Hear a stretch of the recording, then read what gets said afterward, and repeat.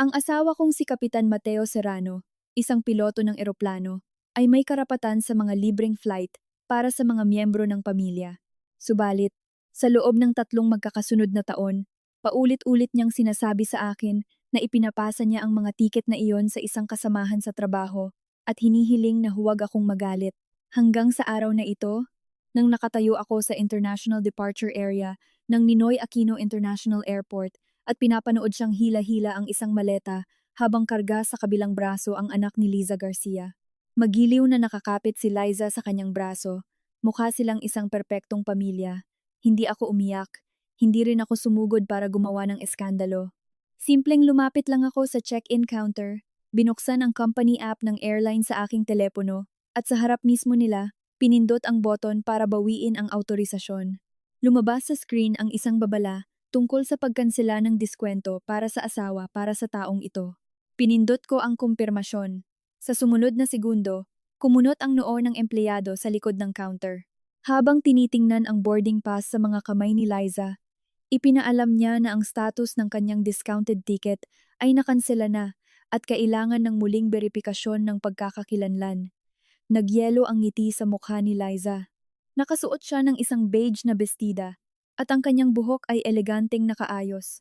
Ang maliit na batang lalaki sa mga braso ni Mateo ay mahigpit na hawak ang isang laruang modelo ng epaulets ng piloto at sa manipis na boses ng bata ay nagtatanong sa kanyang tatay kung kailan sa wakas lilipad ang eroplano. Ang salitang tatay ay tumusok sa akin na parang isang manipis na talim, hindi masyadong malalim, ngunit napaka-presiso. Si Mateo, na hanggang sa sandaling iyon ay kausap ang ground staff, ay biglang lumingon nang marinig ang tunog ng system notification. Sa isang iglap, namutla siya nang makita ako. Kalmado ko siyang tiningnan at tinanong kung hindi ba't ipinamigay niya ang kanyang mga tiket sa isang kasamahan. Nagmamadali ang mga tao sa paligid. Inanunsyo sa mga speaker ang pagsakay para sa flight patungong Dubai. Si Mateo ay nakasuot ng damit sibilyan. Sa kanyang pulso ay kumikinang ang relong ibinigay ko sa kanya noong nakaraang taon, at sa kanyang mga braso ay karga niya ang anak ng iba. Mas mabilis na nakareaksyon si Liza. Mas hinigpitan niya ang yakap sa bata, namula ang kanyang mga mata. Nagsimula siyang magmakaawa sa akin na huwag kong masamain ang pagkakaintindi, sinasabing dinadala lamang niya ang bata para magpagamot. At si Mateo, dahil sa awa, ay nagpa siya lamang na tulungan sila. Tiningnan ko ang kanyang boarding pass. Sa ilalim ng pangalan ay nakasulat ang Liza Garcia, at sa ilalim ng uri ng tiket ay malinaw na nakasaad na siya ay isang kasama, isang miyembro ng pamilya ng empleyado. Ngumiti ako ng mapanukso at nagtanong, bakit kailangang gamitin ang aking lehitimong karapatan sa tiket bilang asawa para sa pagpapagamot? Mabilis na lumapit sa akin si Mateo, hininaan ang kanyang boses at nakiusap na huwag akong gumawa ng eksena sa airport. Itinutok ko ang screen ng aking telepono sa senior shift manager na si Dante at hiniling na isagawa ang beripikasyon ng pagkakakilanlan ayon sa mga regulasyon. Idineklara ko na ako ang asawa ni Mateo Serrano, na ang slot ng tiket na ito ay ginamit ng walang pahintulot ko at ngayon ay binabawi ko na ito. Iniunat ni Mateo ang kanyang kamay upang agawin ang aking telepono, ngunit umatras ako ng isang hakbang.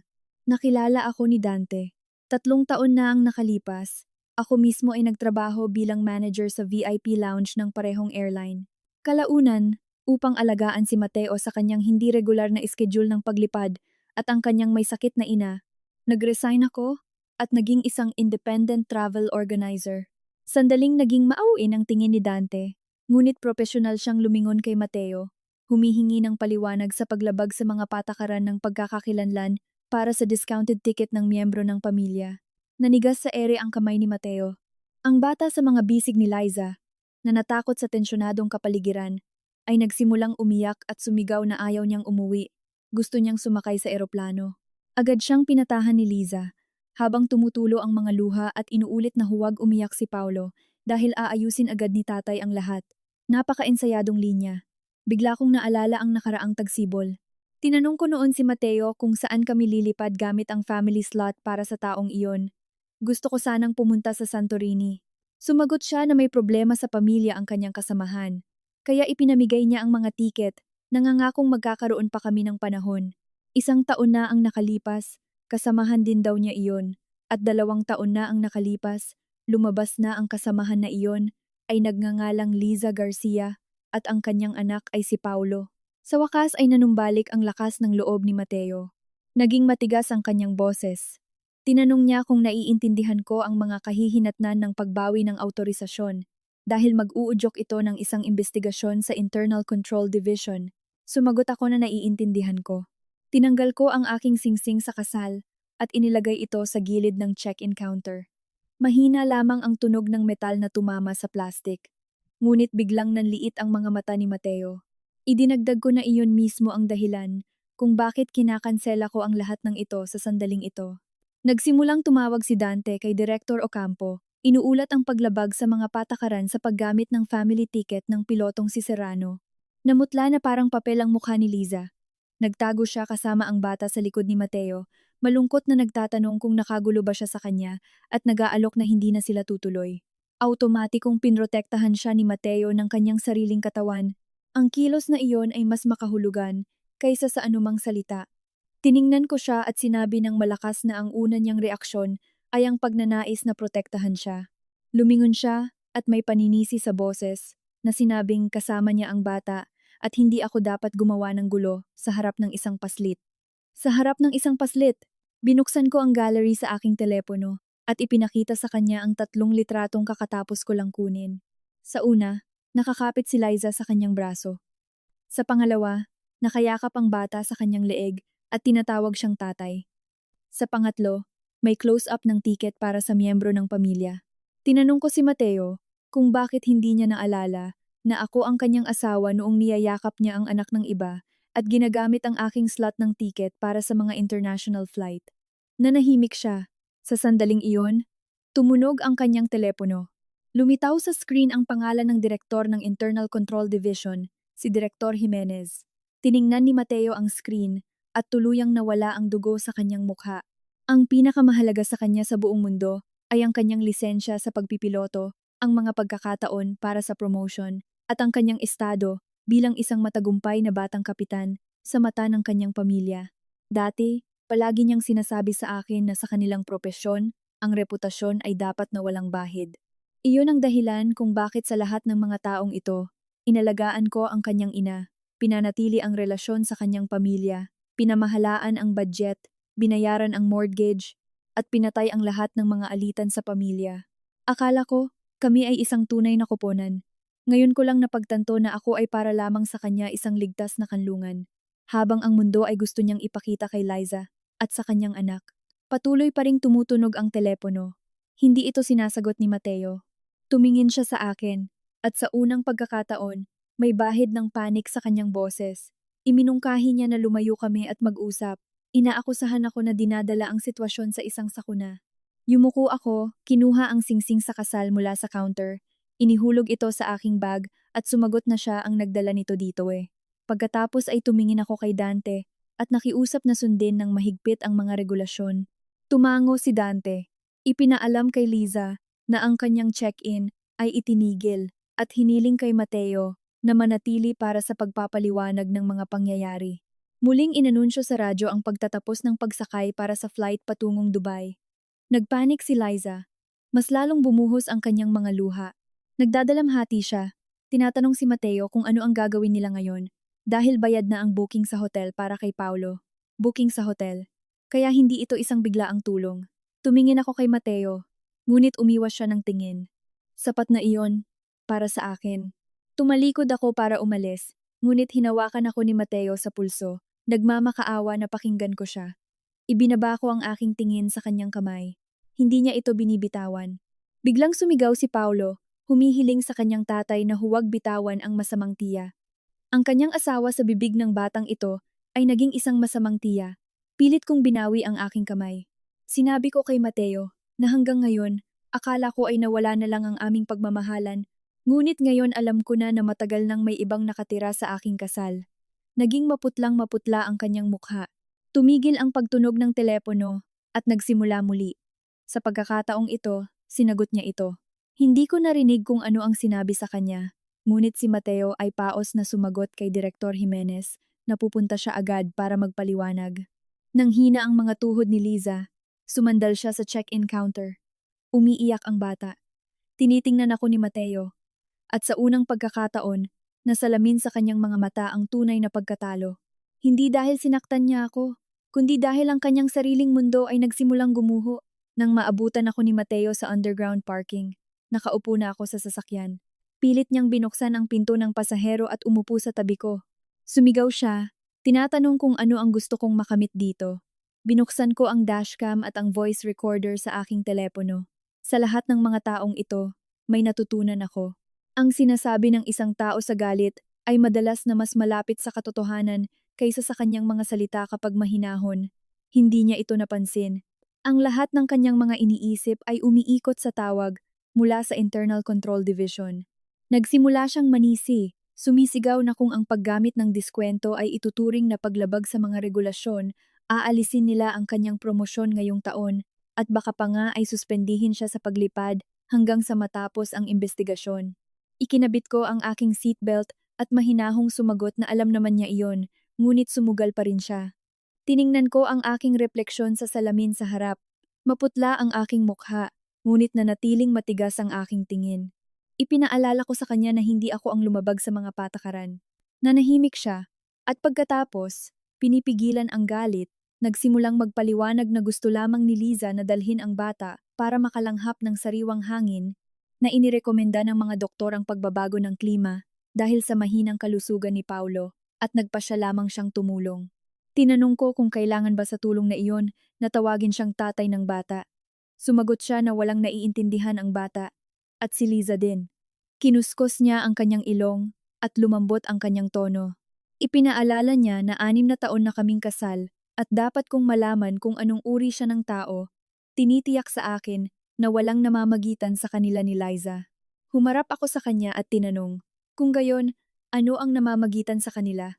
Nanahimik siya ng ilang segundo at pagkatapos ay ikinuwento niya na tinulungan siya nito noong mga mahihirap na taon sa aviation school. Nakasama niya ito at pagkatapos ay nasira ang kanyang kasal. Naiwan siyang mag-isa kasama ang anak at hindi niya ito kayang iwanan. Natawa ako, sinasabing kung hindi niya ito kayang iwanan. Niloko niya ako sa loob ng maraming taon, ibinigay sa kanya ang aking mga tiket at hinayaan na tawagin siyang tatay ng bata. Kumunot ang kanyang mukha. Hiniling niya sa akin na huwag nang pag-usapan pa ang sinabi ng bata. Kinuha ko ang aking telepono.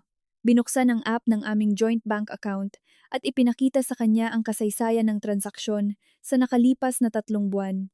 Nakalista doon ang 3 regular na paglilipat ng 60,000 bawat isa. Ang pamagat ng paglilipat ay upa sa apartment at ang tumanggap ay si Liza Garcia. Ibinigay ko sa kanya ang telepono at tinanong kung ito ba ay tulong lang din. Nagsimulang mag-aligaga ang mga mata ni Mateo. Sinabi niya na kararating lang niya sa lungsod at wala siyang matirhan. Sa tanong ko kung bakit hindi niya ito sinabi sa akin, sumagot siya na natatakot siyang mag-isip ako ng kung ano-ano. Sumagot ako na kung hindi niya sinabi sa akin, wala akong iisiping anuman. Sa galit, tinanggal niya ang butones sa kwelyo ng kanyang damit.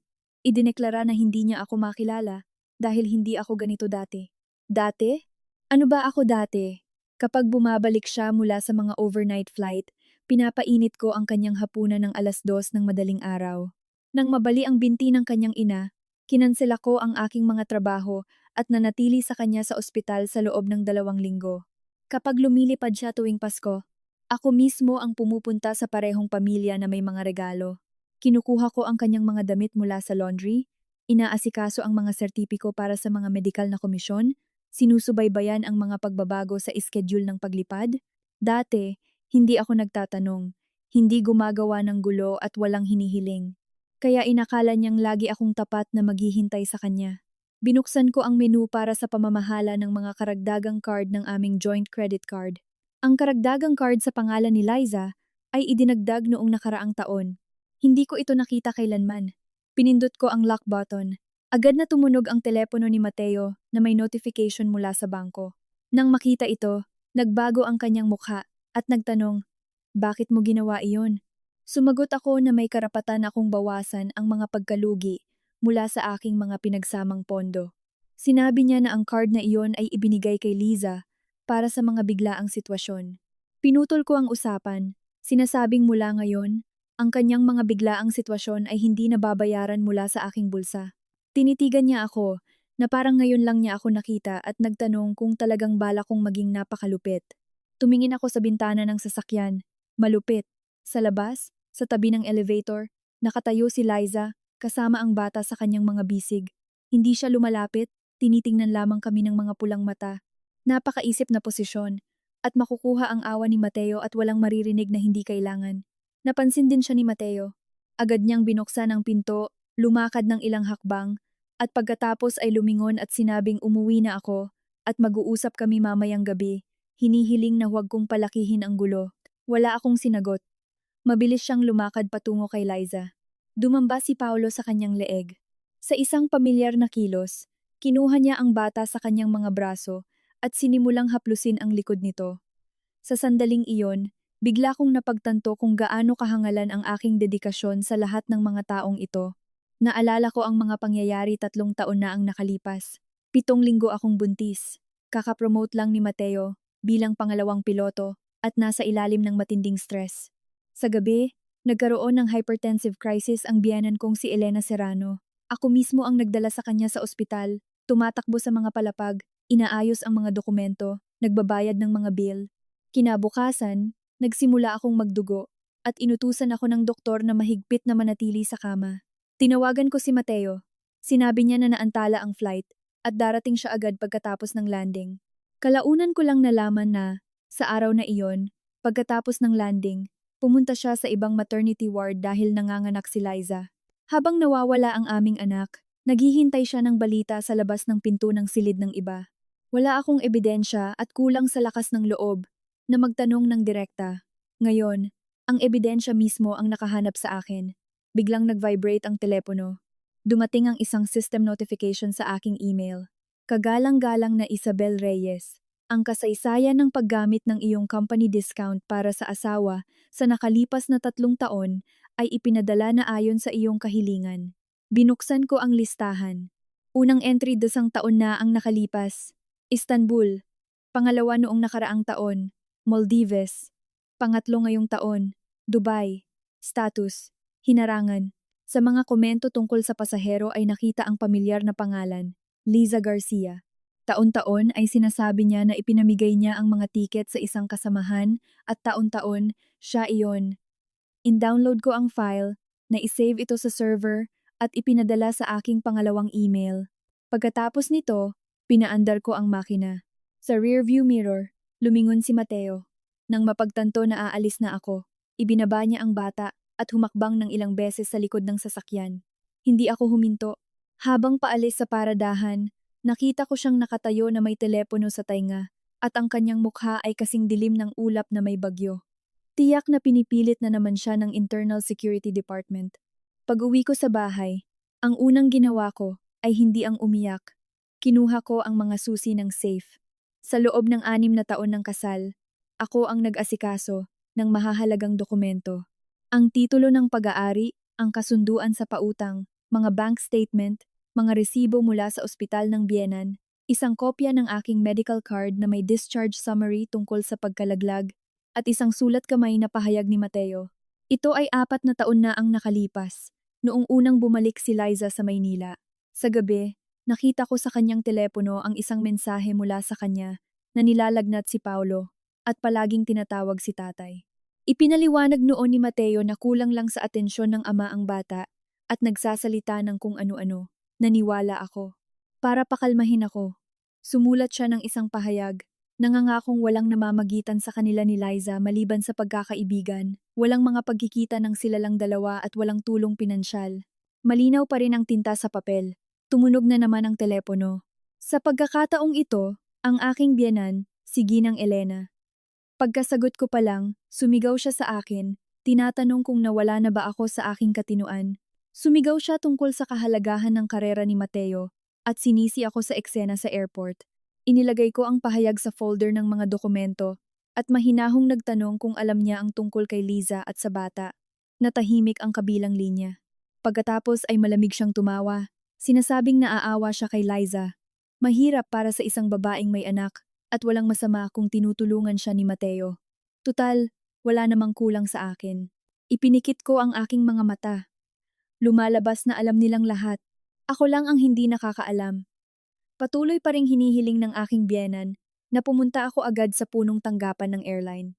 Sinabi niya na ito ay isang hindi pagkakaunawaan at wag na akong maging masyadong makitid ang isip. Idinagdag niya na dahil hindi ko kayang bigyan ng apo ang mga Serrano, wala akong karapatang pagbawalan si Mateo na mahalin ang mga bata. Nanigas ang aking kamay na hawak ang telepono. Noong araw ng aking pagkalaglag, nakatayo si Ginang Elena sa tabi ng aking kama sa ospital at sinabing sa maagang yugto na iyon, hindi pa ito maituturing na bata. At ngayon ay isinusumbat niya sa akin na hindi ako nanganak. Mahina kong sinabi na mula ngayon, titigilan ko na ang pagbabayad para sa kanyang tagapag-alaga. Nagulat siya at hiniling na ulitin ko. Idinagdag ko na ang mga resibo para sa mga food supplement, physical therapy, at mga regalo para sa mga kamag-anak na hiniling niyang bayaran ko noong nakaraang buwan ay gagawin kong isang bill at ipapadala kay Mateo. Nagsimula siyang sumigaw na naging bastos na ako, ngunit ibinaba ko na lang ang tawag. Pagkatapos ay binuksan ko ang aking laptop at lumikha ng isang bagong folder. Ang pangalan ay binubuo ng 2 salita, mga ebidensya sa annulment. Pagsapit ng 8:00 ng gabi, hindi pa umuuwi si Mateo. Nagpadala siya ng mensahe na natagalan ang pag-uusap sa Internal Control Division. Gabi na siya uuwi at wag akong makipag-ugnayan sa kahit sino. Ang tono ay hindi parang asawa, kundi isang utos sa isang nasasakupan. Wala akong sinagot. Nilibot ko ang buong apartment mula sa pasukan hanggang sa opisina. Dati, bawat sulok dito ay inayos ko gamit ang aking sariling mga kamay. Gusto ni Mateo ang mga kasangkapang gawa sa madilim na kahoy. Nagpunta ako sa 3 showroom para mag-order. Ayaw ng aking biyenan ang open kitchen. Dahil sa mga amoy, nagpakabit ako ng isang glass wall sa sarili kong gastos. Bumabalik siya mula sa malalayong paglipad at hindi makatulog. Naglagay ako ng makakapal na blackout blinds at nag-install ng mga soundproof na bintana. Ngunit ngayon, sa bahay na ito, nakakita ako ng mga gamit ng ibang babae. Sa itaas na istante ng cabinet ng sapatos ay may mga tsinelas ng bata na may nakakabit pang tag. Sa aparador sa guest bedroom ay may isang set ng pamalit na damit para sa isang maliit na batang lalaki. Sa pinakamababang drawer ng desk sa opisina ay nakita ko ang mga fever patch para sa mga bata at mga kopya ng vaccination card. Pangalan ng bata, Paulo Garcia. Ina, Liza Garcia. Taong kokontakin sa emergency, Mateo Serrano. Relasyon, ama. Matagal kong tiningnan ang salitang iyon. Ama. Hindi nakapagtataka na madali itong binibigkas ng bata. Hindi nakapagtataka na sa airport, hindi man lang sinubukan ni Liza na dumistansya. Hindi ito ang unang pagkakataon na naglaro sila ng perpektong pamilya. Unang beses lang na nahuli sila ng aking mga mata. Kinuha ko ng litrato ang bawat bagay. Inilagay sa mga transparent na ziplock bag para sa ebidensya at nagpatuloy sa paghahanap. Sa isang nakatagong drawer ng bookshelf ay nakita ko ang isang kontrata sa pag-upa. Ang address, Bonifacio Global City, isang 2-bedroom apartment. Umuupa, Mateo Serrano. Aktual na naninirahan, Liza Garcia, Paulo Garcia. Buwan ng upa na 60,000. Ang account na sinisingil, ang aming joint account ni Mateo. Petsa ng pagpirma ng kontrata. 2 taon na ang nakalipas. Matagal kong inalala kung anong araw iyon. Anibersaryo ng aming kasal. Nangako siyang maghahapunan kasama ko, ngunit sa huling sandali ay sinabi niyang tinawag siya para sa isang kagyat na pulong ng mga dispatcher. Naghintay ako sa restaurant sa tabi ng bintana mula 7:00 hanggang 10:00 ng gabi. Tinanong ako ng waiter kung ihahain na ang pangunahing ulam. Sumagot ako na maghihintay pa ako, at sa huli ay dumating ang isang mensahe na huli na, at umuwi na ako. Lumalabas na hindi siya abala sa trabaho. Tinatapos niya ang pag-upa ng apartment para kay Liza. Nagliwanag ang screen ng telepono. Mensahe mula kay Mateo. Sinabi ni nanay na kinansela mo ang bayad para sa tagapag-alaga. Isabel, huwag mong ibunto ng galit mo sa isang matanda. Tiningnan ko ang mga salitang iyon at natawa na lang ako. Nang maospital ang kanyang ina, nasa biyahe siya. Nang sumasailalim siya sa mga pagsusuri, sinasamahan niya ang anak ni Liza sa pagpapabakuna. Nang kailangan niya ng rehabilitasyon, ako ang nakipag-usap sa ospital at nagbayad para sa mga serbisyo ng tagapag-alaga. At ngayon, nang tumigil ako sa pagbabayad, tinawag niya itong pagbubunton ng galit. Sumagot ako sa kanya na mula ngayon, bawat isa na ang bahala sa kanilang mga magulang. Kinolekta ko ang mga bill para sa kanyang ina at ipapadala sa kanya ngayong araw din. Agad siyang tumawag. Hindi ko sinagot.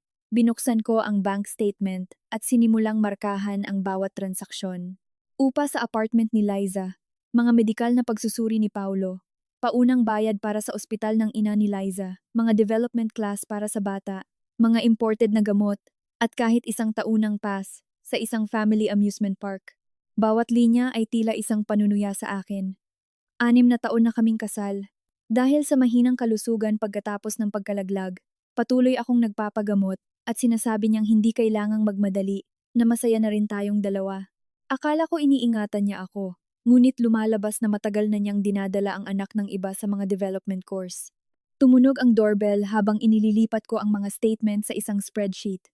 Akala ko si Mateo. Pagbukas ko ng pinto, nakita ko si Liza. Nagpalit na siya ng damit, pula ang kanyang mga mata. Hawak niya sa kamay si Paulo. Yakap-yakap ng bata ang isang laruang eroplano. Hindi na naghintay si Liza sa aking mga salita. Mahinang sinabi na gusto niyang makipag-usap. Hinarangan ko ang daan at sumagot na hindi siya welcome dito. Kinagat niya ang kanyang labi. Inaamin na alam niyang galit ako. Ngunit si Paulo ay labis na natatakot at patuloy na umiiyak. Tinatawag si tatay. Idinagdag niya na si Mateo ay iniinteroga pa rin sa kumpanya at wala siyang mapuntahan. Tiningnan ko ang mga susi sa kanyang kamay. Nahuli niya ang aking tingin at kinakabahang hinigpitan ang kanyang mga daliri. Iniunat ko ang aking kamay. Nagbago ang kanyang mukha at ipinaliwanag na ito ay mga ekstrang susi na ibinigay sa kanya ni Mateo kung sakaling lumala ang pakiramdam ni Paulo para makapagpahinga sila dito. Hindi man lang ako kumibo. Biglang sumigaw si Paulo sa akin na ako ay isang masamang tita at ito ang bahay ng kanyang tatay at sinabi ni nanay na malapit na silang tumira dito. Natahimik ang lahat. Sa panik, tinakpan ni Liza ang bibig ng bata. Nagpaliwanag siya na ito ay mga pantasya lamang ng bata at nakiusap na huwag kong seryosohin. Tiningnan ko siya at sumagot na hindi ito mga pantasya ng bata, kundi kung ano ang itinuturo mo sa kanya. Bumuhos ang mga luha ni Liza. Nagsimula siyang manumpa na hindi ganoon at nagtanong kung bakit ko siya itinuturing na napakasamang tao. Nagpaawa siya.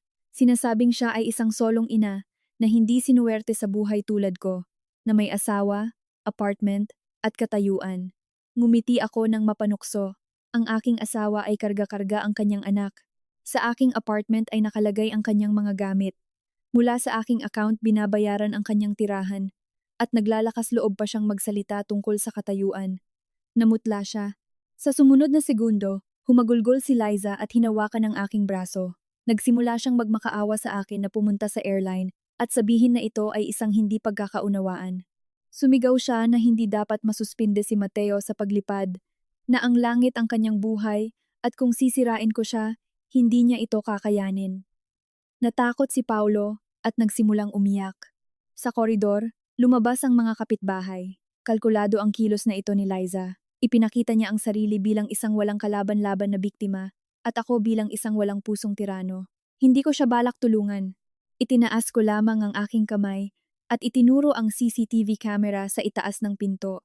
Sinabi ko na mayroong video at audio recording dito. Tumigil ang pag-iyak ni Liza.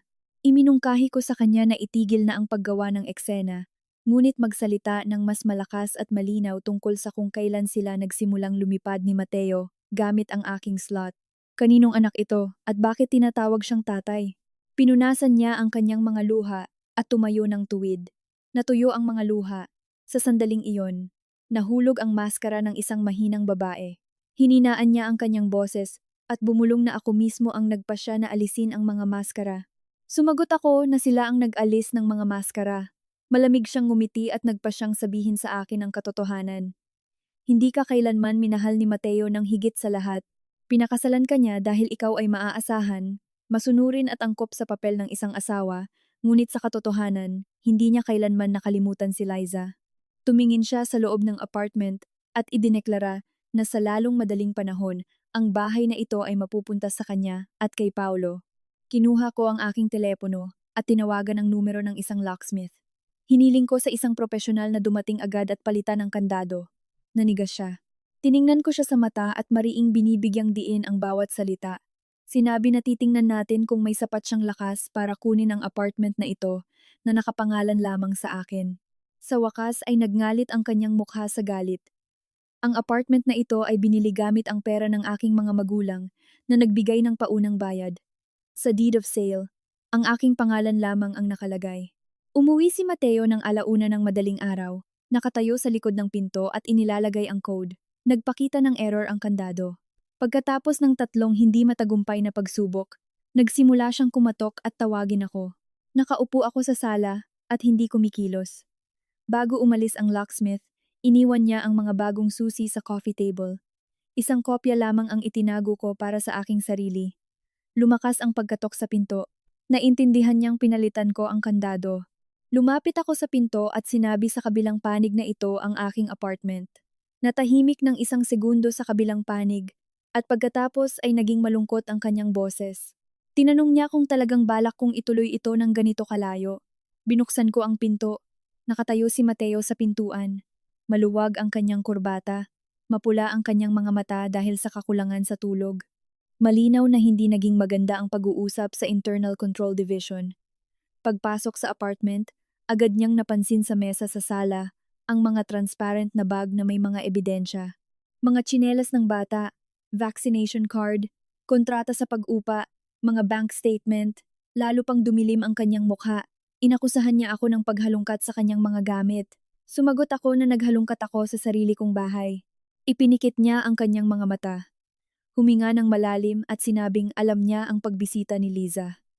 Humingi siya ng paumanhin para sa kanyang mga salita. Ipinapaliwanag na nadala lamang siya ng emosyon. Inamin niyang siya mismo ang nagbigay sa kanya ng mga susi at pinayagan siyang dalhin ang bata para magpahinga. Sa inis, idinagdag niya na masyado kong siniseryoso ang mga sabi-sabi ng bata na titira sila dito. Inilipat ko sa kanyang direksyon ang kopya ng vaccination card at itinuro ang espasyo para sa emergency contact. Tinanong ko kung bata rin ba ang pumuno nito. Tiningnan ni Mateo ang papel at may pagkalito na dumaan sa kanyang mukha. Nagsimula siyang magpaliwanag na sa ospital, kailangan nilang ilagay ang ama at si Paulo ay wala nito, kaya ginawa niya ito para sa kaginhawahan. Pinuri ko ang kanyang pagiging maingat. Kinuha ko ang isa pang dokumento. Ito ang kanyang sulat kamay na pahayag mula 4 na taon na ang nakalipas, kung saan nanumpa siyang hindi magkakaroon ng anumang relasyong pinansyal kay Liza at hindi makikipagkita ng sila lang dalawa. Tiningnan niya ang kanyang sariling sulat kamay at nanahimik. Tinanong ko kung gaano nakatagal ito nangyayari. Hindi siya sumagot. Tinanong ko kung kaninong anak iyon. Bigla niyang itinaas ang kanyang ulo at idineklara na hindi sa kanya. Pagkatapos ay tinanong ko ulit, bakit tinatawag siyang tatay ng bata? Inulit niya na kailangan lang ng bata ng isang ama. Tiningnan ko siya ng masinsinan at nagtanong kung talagang itinuturing niya akong isang ganap na tanga. Kumibot ang kanyang lalamunan. Pagkatapos ng kalahating minuto ng katahimikan, lumambot ang kanyang tono at inamin na hindi siya tama.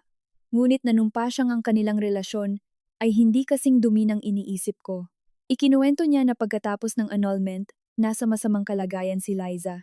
Maliit pa si Paulo at nagpasya siyang suportahan lamang siya. Tinapos ko para sa kanya na sinuportahan niya siya. Ibinigay ang aking company flight slot dahil hindi niya kayang bumili ng mga tiket. Sumagot siya, inaakusahan ako ng pagiging praktikal at sinabing iba si Liza. Nakasama ko siya sa hirap noong kabataan ko at hindi ko kayang panoorin na sinisira siya ng buhay. Hindi ko napigilan at natawa. Ibig sabihin, hindi mo kayang panoorin na sinisira siya ng buhay? Kaya hinayaan mong sirain ng buhay ang iyong sariling asawa. Tumayo ako at itinuro ang tumpok ng mga resibo sa mesa. Ipinaalala ko sa kanya kung paano ako kumuha ng leave para alagaan ang kanyang ina. Kung paano ako nagbigay ng pera sa kanyang mga kamag-anak sa mga kasalan, kung paano ako tumakbo na may mga dokumento para sa kanyang mga medical commission sa paglipad. Ipinaalala ko na sa bawat pagbabalik niya, mula sa isang mahabang paglipad, may naghihintay na mainit na pagkain at malinis na kumot sa bahay. Sinabi ko na ang kanyang pagiging matatag ay nakasalalay lamang sa katotohanang ako ang nagdadala sa aking mga balikat ng buong buhay namin. May pagkabigla na dumaan sa kanyang mga mata, ngunit mabilis niyang pinanatili ang kanyang composure. Ibinalik ang kanyang maskara ng pagiging kalmado at pakiramdam ng pagiging tama. Iminungkahi niya na itigil na namin ang pagsasaktan sa isa't isa. Sinasabing, Ang pinakamahalaga ngayon ay ayusin ang issue sa Internal Control Service. Kung pipirmahan ko ang isang pahayag na alam ko ang tungkol sa paglilipat ng slot at na ang insidente sa airport ay isang away pamilya lamang, isasara ang kaso. Kinuha niya mula sa kanyang folder ang isang papel na may pamagat na opisyal na tala ng paliwanag. Kinuha ko ang dokumento. Nakasulat doon na ako, si Isabel Reyes, ay kinukumpirma na alam ko at pumayag ako na ipasa ng aking asawang si Mateo Serrano ang kanyang company discount para sa mga miyembro ng pamilya sa kanyang kaibigang si Liza Garcia at sa kanyang anak. Ang insidente sa airport ay di umano'y naganap dahil sa isang hindi pagkakaunawaan na humantong sa pagbawi ng autorisasyon sa sistema. Mayroon ding isang pangungusap na handa akong makipagtulungan upang ayusin ang mga epekto ng insidente. Pagkatapos basahin ito, ngumiti ako ng may awa. Hiniling niya sa akin na akuin ang kasalanan upang ipakita ang lahat ng ito bilang aking pag-ieskandalo sa airport. Nanahimik siya. Inihagis ko ang papel sa mesa at tinanong kung sino ang nagsulat nito. Hindi sumagot si Mateo. Tiningnan ko ang espasyo para sa e-signature sa ibaba ng pahina. Mayroon ng isang sketch ng Lagda Isabel Reyes. Hindi akin ang sulat kamay, bagaman halos magkatulad. Pagkatapos ay naalala ko ang mga system log sa nakalipas na 3 taon. Sa lahat ng dako ay nakalagay ang pahintulot ng asawa. Hindi ko ito kailanman sinuri dahil nagtiwala ako sa kanya. Ngayon ay naging malinaw na wala kailanman doon ang aking pahintulot. Kinuha ko ng litrato ang dokumento. Kumunot ang noo ni Mateo at tinanong kung bakit ko ito ginagawa. Sumagot ako na para sa ebidensya. Inabot niya para kunin ang papel, ngunit itinago ko ito sa aking folder. Tiningnan ko siya ng diretso sa mata at nagtanong kung pineke niya ang aking lagda. Agad na nagbago ang kanyang mukha. Hiniling niya sa akin na huwag magsalita ng kalokohan, sinasabing siya mismo ang nag-aasikaso ng mga formalidad sa sistema at hindi ko kailangang makialam dito. Isinara ko ang zipper ng folder at sumagot na dati. Hindi ako nakikialam, ngunit ngayon, susuriin ko ang lahat ng napakalalim. Tinitigan ako ni Mateo. Sa kanyang tingin ay may halong galit at panik. Tinanong niya kung mayroon pa bang saysay ang lahat ng ito dahil 6 na taon na kaming kasal at kung talagang dahil sa ilang tiket at pera, handa kong sirain ang kanyang buhay. Sumagot ako na hindi ito tungkol sa mga tiket, kundi tungkol sa pagpapasok niya ng ibang babae at anak ng iba sa aming kasal. Pagod na bumagsak siya sa sopa at nagtanong kung ano talaga ang gusto ko. Nanahimik ako, hindi agad sumagot. Sinamantala niya ang aking paghinto at muling lumambot ang kanyang boses. Sinabi niya na alam niyang mahirap para sa akin na burahin ang lahat pagkatapos ng lahat ng aming pinagdaanan. Iminungkahi niya na dito na lang tayo tumigil. Nagpakawala ako ng hininga. Nilock ang mga card, pinalitan ang mga kandado, tinitingnan ko siya.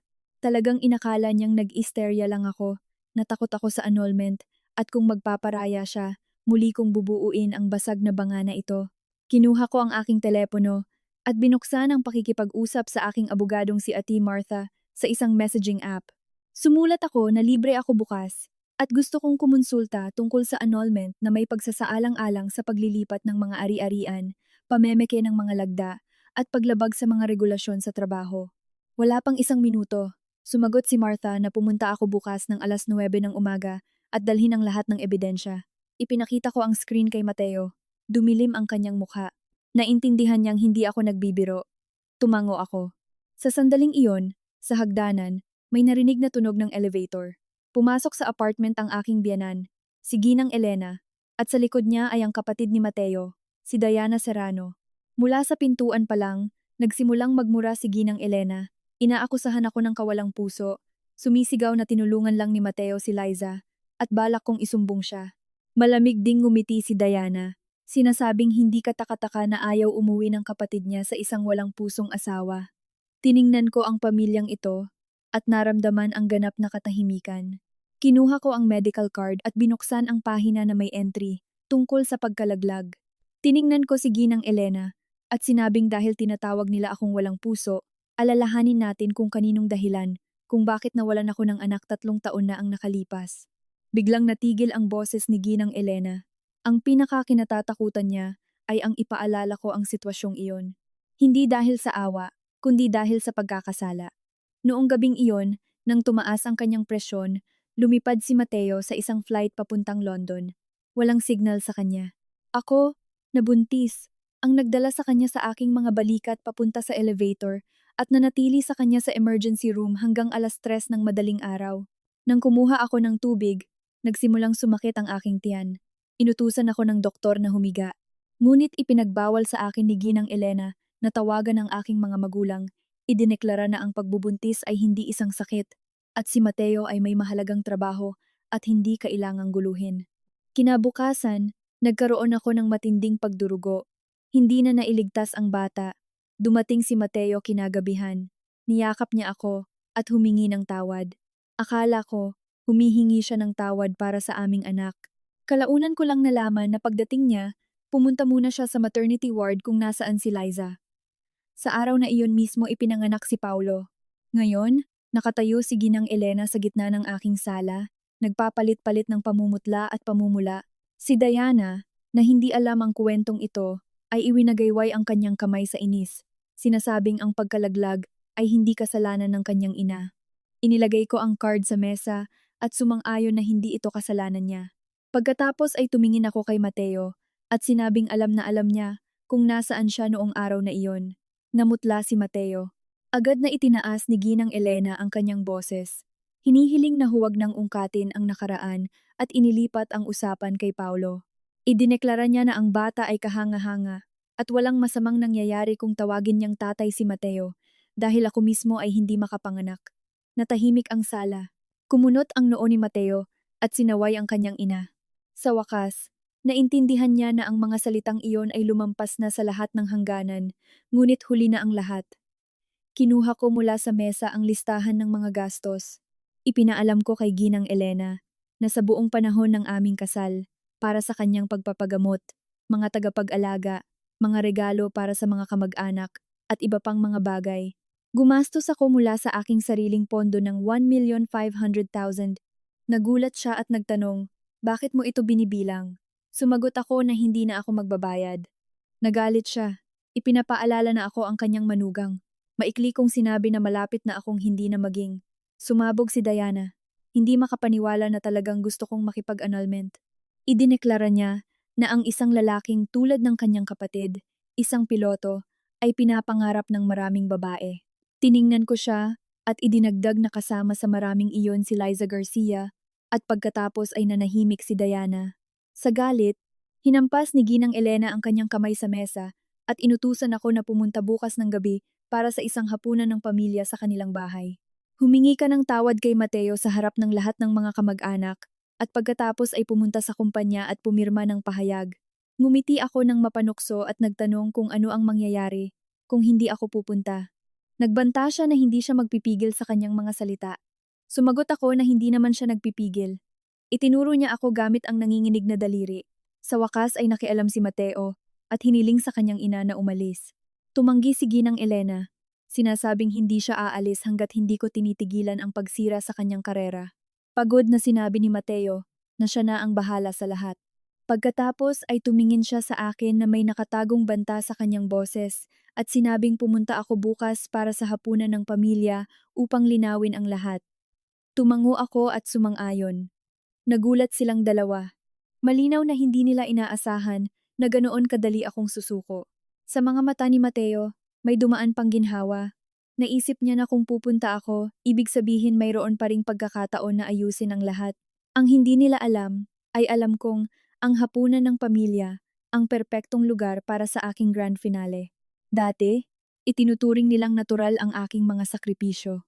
Ngayon, oras na para ipakita sa mga kamag-anak kung gaano talaga karami ang dinala ko sa aking mga balikat. Kinagabihan, dumating ako sa bahay ng mga Serrano sa takdang oras. Puno ng tao ang sala.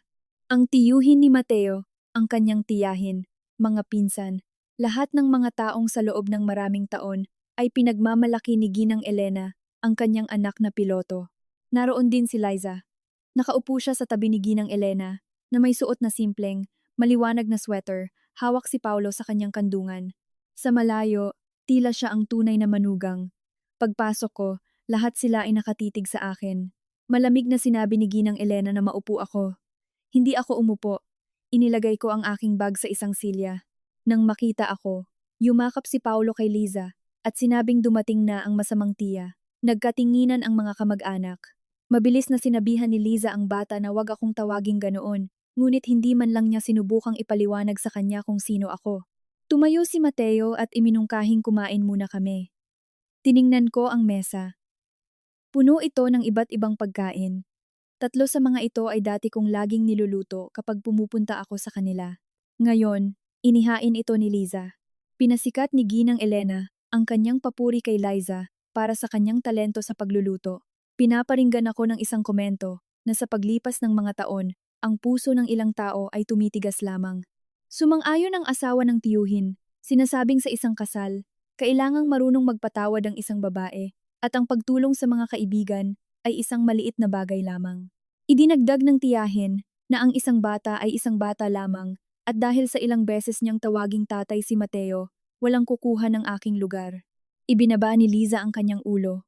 Tumulo ang mga luha sa kanyang plato at sinimulang sisihin ang kanyang sarili sa pagpayag na maging malapit si Paulo kay Tito Mateo.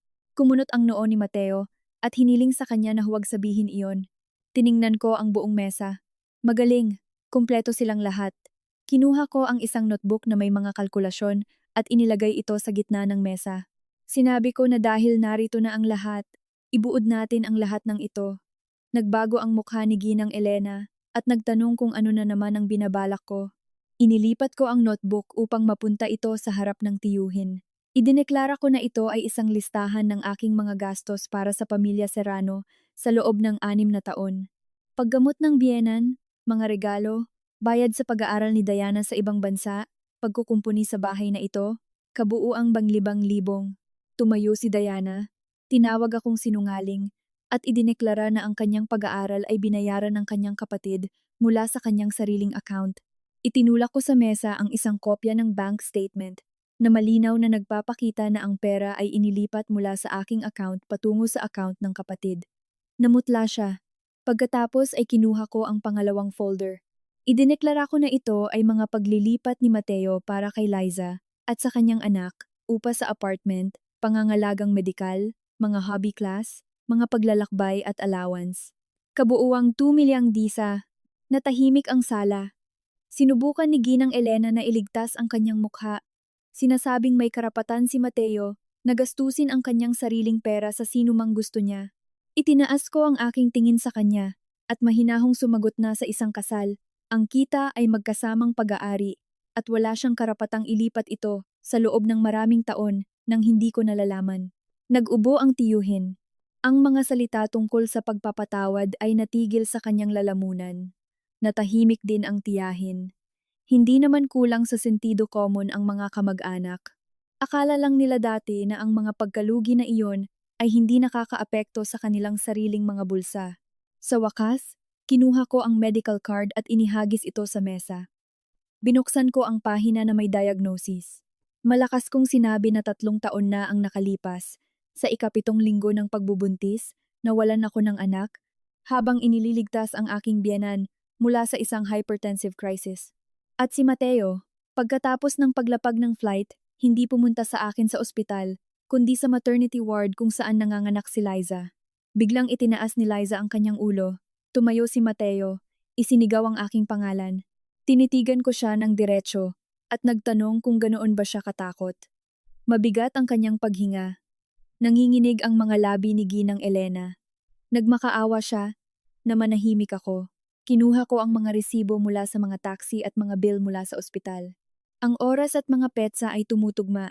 Napakatahimik sa sala, kaya maririnig lamang ang mahinang paghikbi ni Paulo. Nagbago ang tingin ng mga kamag-anak kay Liza. 1 minuto lang ang nakalipas. Siya ay isang kahabag-habag na solong ina. At ngayon ay naging isang babae na sa ilalim ng kanyang pinto ay nakaupo ang asawa ng iba, habang ang kanyang asawa ay nawawalan ng anak.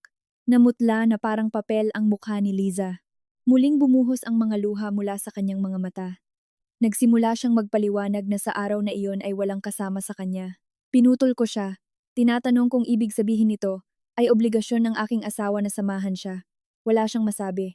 Lumibot si Mateo sa mesa, lumapit sa akin, at tahimik na nagsalita sa pagitan ng mga ngipin. Naitigil ko na. Sumagot ako, na hindi ko ititigil. Inilagay ko sa mesa ang isang draft ng petisyon para sa annulment. Sinabi ko kay Mateo na bukas ng 9:00 ng umaga, pumunta siya sa family court. Kung hindi, isasampa ko ang kaso ng walang pagtatangkang makipag-ayos. Sumigaw si Ginang Elena na hindi siya papayag sa annulment. Tiningnan ko siya at sumagot na hindi ko kailangan ang kanyang pahintulot. Pagkasabi nito, kinuha ko ang aking bag at lumakad patungo sa labasan. Tumakbo si Mateo sa likod ko. Sa gate, hinawakan niya ang aking kamay. Napakalamig ng hangin ng gabi. Sa unang pagkakataon, may bahid ng pagsusumamo sa kanyang boses. Tinanong niya kung talagang gusto kong sirain ang aming pamilya. Tiningnan ko siya at sumagot na matagal nang sinira niya at ni Liza ang pamilyang ito. Kinabukasan ng 9:00, hindi nagpakita si Mateo sa korte. Naghintay ako ng 20 minuto at nakatanggap ng mensahe mula sa kanya na tinawag siya ng Internal Control Service para sa isang pag-uusap at pag-uusapan namin ang annulment mamaya. Pagkabasa nito, dumiretso ako sa punong tanggapan ng airline. Ang conference room ni Director Ocampo ay nasa ika-12 palapag. Pagpasok ko, nakaupo si Mateo sa kaliwa at si Liza sa tabi niya. Ngayon ay wala siyang kasamang anak. Nang makita ako, ibinaba niya ang kanyang mga mata, nagkukunwaring nalulungkot sa buong mundo. Tumayo si G. Ocampo at nagpasalamat sa aking pagdating. Tumango ako. Dumilim ang mukha ni Mateo. Nagangalit ang kanyang mga ngipin. Sinabing hiniling niya sa akin na maghintay ng balita at huwag pumunta sa korte. Sumagot ako na wala na akong ibang magagawa kundi pumunta dito. Bumulong siya na ito ang kanyang trabaho at hindi ko dapat isama dito ang mga personal na problema. Tumutol ako, ipinapaalala na ang sistema ng mga discounted ticket ay mga patakaran ng kanyang kumpanya at ang paggamit ng aking slot para sa mga flight ni Liza ay hindi na lamang isang personal na problema. Nag-ubo si G. Ocampo at ipinaalam na inimbitahan niya ang magkabilang panig upang linawin ang tatlong issue. Una, kung may karapatan si Liza sa isang discounted flight. Pangalawa, kung alam ko ito at pumayag ako. Pangatlo, kung sa nakalipas na 3 taon ay may mga paglabag sa sistema ng autorisasyon. Nanigas ang mga daliri ni Mateo sa isang kamao. Unang nagsalita si Liza. Tiniyak niya sa direktor na hindi niya alam ang tungkol sa mga mahigpit na patakaran. Sinabi niya na tiniyak sa kanya ni Mateo ang aking pahintulot at iyon lamang ang dahilan kung bakit siya nagpasya. Nais na makatipid sa mga tiket para sa kanyang sarili at sa kanyang anak. Tinitimbang niya ang bawat salita. Inililipat ang lahat ng sisi kay Mateo at ipinapakita ako bilang isang hysterical na nagbago ng isip sa huling sandali. Tiningnan ako ni G. Ocampo at nagtanong kung alam ko ito. Sumagot ako na hindi. Inilagay ko sa mesa ang mga printout mula sa email. Ipinaliwanag ko na sa lahat ng 3 taon na iyon. Pinaniwala ako ni Mateo na ipinapasa niya ang slot sa isang kasamahan. Wala akong natatanggap na anumang abiso at hindi pumirma ng anumang pahintulot. Agad na sumingit si Mateo. Idineklara na siya ang laging nag-aasikaso ng mga papeles dahil hindi ako marunong sa mga iyon. Ngumiti ako ng mapanukso at sumagot na ang katotohanang hindi ako marunong ay hindi nangangahulugang pumayag ako. Tumango si G. Ocampo at hiniling sa mga empleyado na ipakita ang mga log ng sistema sa projector. Lumabas sa screen na bawat taon, ang pag-aproba ng slot ay ginagawa mula sa parehong natatanging network address ng computer sa trabaho ni Mateo. Ipinakita rin ang file sa screen. Sa unang tingin, tila ito ang aking pangalan, ngunit alam kong ito ay isang pamemeke. Kagabi, pinayuhan ako ni attorney Martha na humiling ng isang pagsusuri ng isang grafologo at suriin ang device kung saan ipinadala ang file. Kinuha ko ang orihinal na pahayag mula 4 na taon na ang nakalipas. Ipinaalam ko na ito ang sulat kamay ni Mateo at sa ibaba ay nakalagay ang aking tunay na lagda bilang saksi at iminungkahi na ihambing ito. Kinuha ni G. Ocampo ang dokumento at tumingin kay Mateo. Nanigas ang mukha ni Mateo. Nagpanik si Liza at tinanong si Mateo kung hindi ba niya ito inayos. Lahat sa silid ay tumingin sa kanya. Agad niyang napagtanto na sobra ang isang salita na kanyang sinabi. Naging itim na parang alkitran ang mukha ni Mateo. Hindi ko pinalampas ang sandaling iyon at tinanong si Liza kung ano talaga ang ibig niyang sabihin. Inayos ba niya ang pamimeke ng aking lagda? O ang kanyang status? Muling lumuha ang kanyang mga mata. Tinanong niya kung bakit ako napakalupit. Tutal, nagtiwala lang ako kay Mateo. Bumuntong hininga ako at sumagot na minsan na rin akong nagtiwala sa kanya. Natahimik ang conference room. Inilapit sa akin ni G. Ocampo ang isang dokumento. Ito ay isang tala ng paliwanag na isinulat ni Mateo. Ang teksto ay halos kapareho ng kahapon, mas pinakinis lang. Di umano'y alam ko ang sitwasyon. Sa airport, nagkaroon ng away pamilya, at ngayon ay handa akong bawiin ang aking mga reklamo. Sa ibaba, kailangan ng aking lagda. Tiningnan ako ni Mateo. Sa kanyang boses ay may pagsusumamo. Hiniling niya na pirmahan ko ito, nangangakong pag-uusapan namin ang annulment at babayaran ng anumang danyos. Basta't hindi ito mag-iwan ng mantsa sa kanyang mga record. Tinitingnan ko siya. Ang taong ito ay mahusay makipagtawaran. Alam niyang minahal ko siya at inakala niyang mabibili ang aking mga prinsipyo, naglalaro sa mga dating damdamin. Kumuha ako ng panulat. Sa mga mata ni Mateo, kumislap ang pag-asa. Nakahinga rin ng maluwag si Liza. Sa sumunod na segundo, malalaking letra kong isinulat sa teksto ang walang pahintulot at ibinalik ang papel. Kumunot ang mukha ni Mateo. Idineklara ko na makikipagtulungan ako sa investigasyon ng kumpanya at ibibigay ang lahat ng ebidensyang hawak ko. Inilagay ko sa mesa ang isang pendrive, binanggit kung ano ang laman nito. Mga bank statement mula sa 3 taon, kasaysayan ng mga booking ng discounted ticket, mga litrato mula sa airport, isang video kung saan hawak ni Liza ang mga susi ng aking apartment, at isang audio recording kung saan hinihiling sa akin ni Mateo na pumirma ng isang peking paliwanag. Biglang tumayo si Mateo. Kumalabog ang silya sa sahig.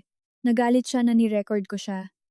Malamig kong sinabi na dahil sinubukan niya akong gawing scapegoat, may obligasyon akong protektahan ang aking sarili.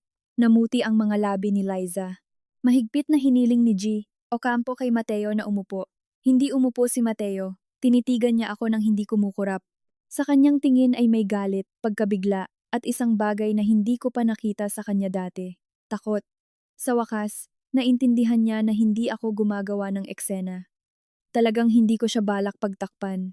Tumagal ng 1.5 oras ang pulong. Sa huli, inanunsyo ng direktor na hanggang sa opisyal na pagtatapos ng pagsisiyasat, si Kapitan Serrano ay suspendido sa paglipad at naghihintay ng karagdagang mga tagubilin.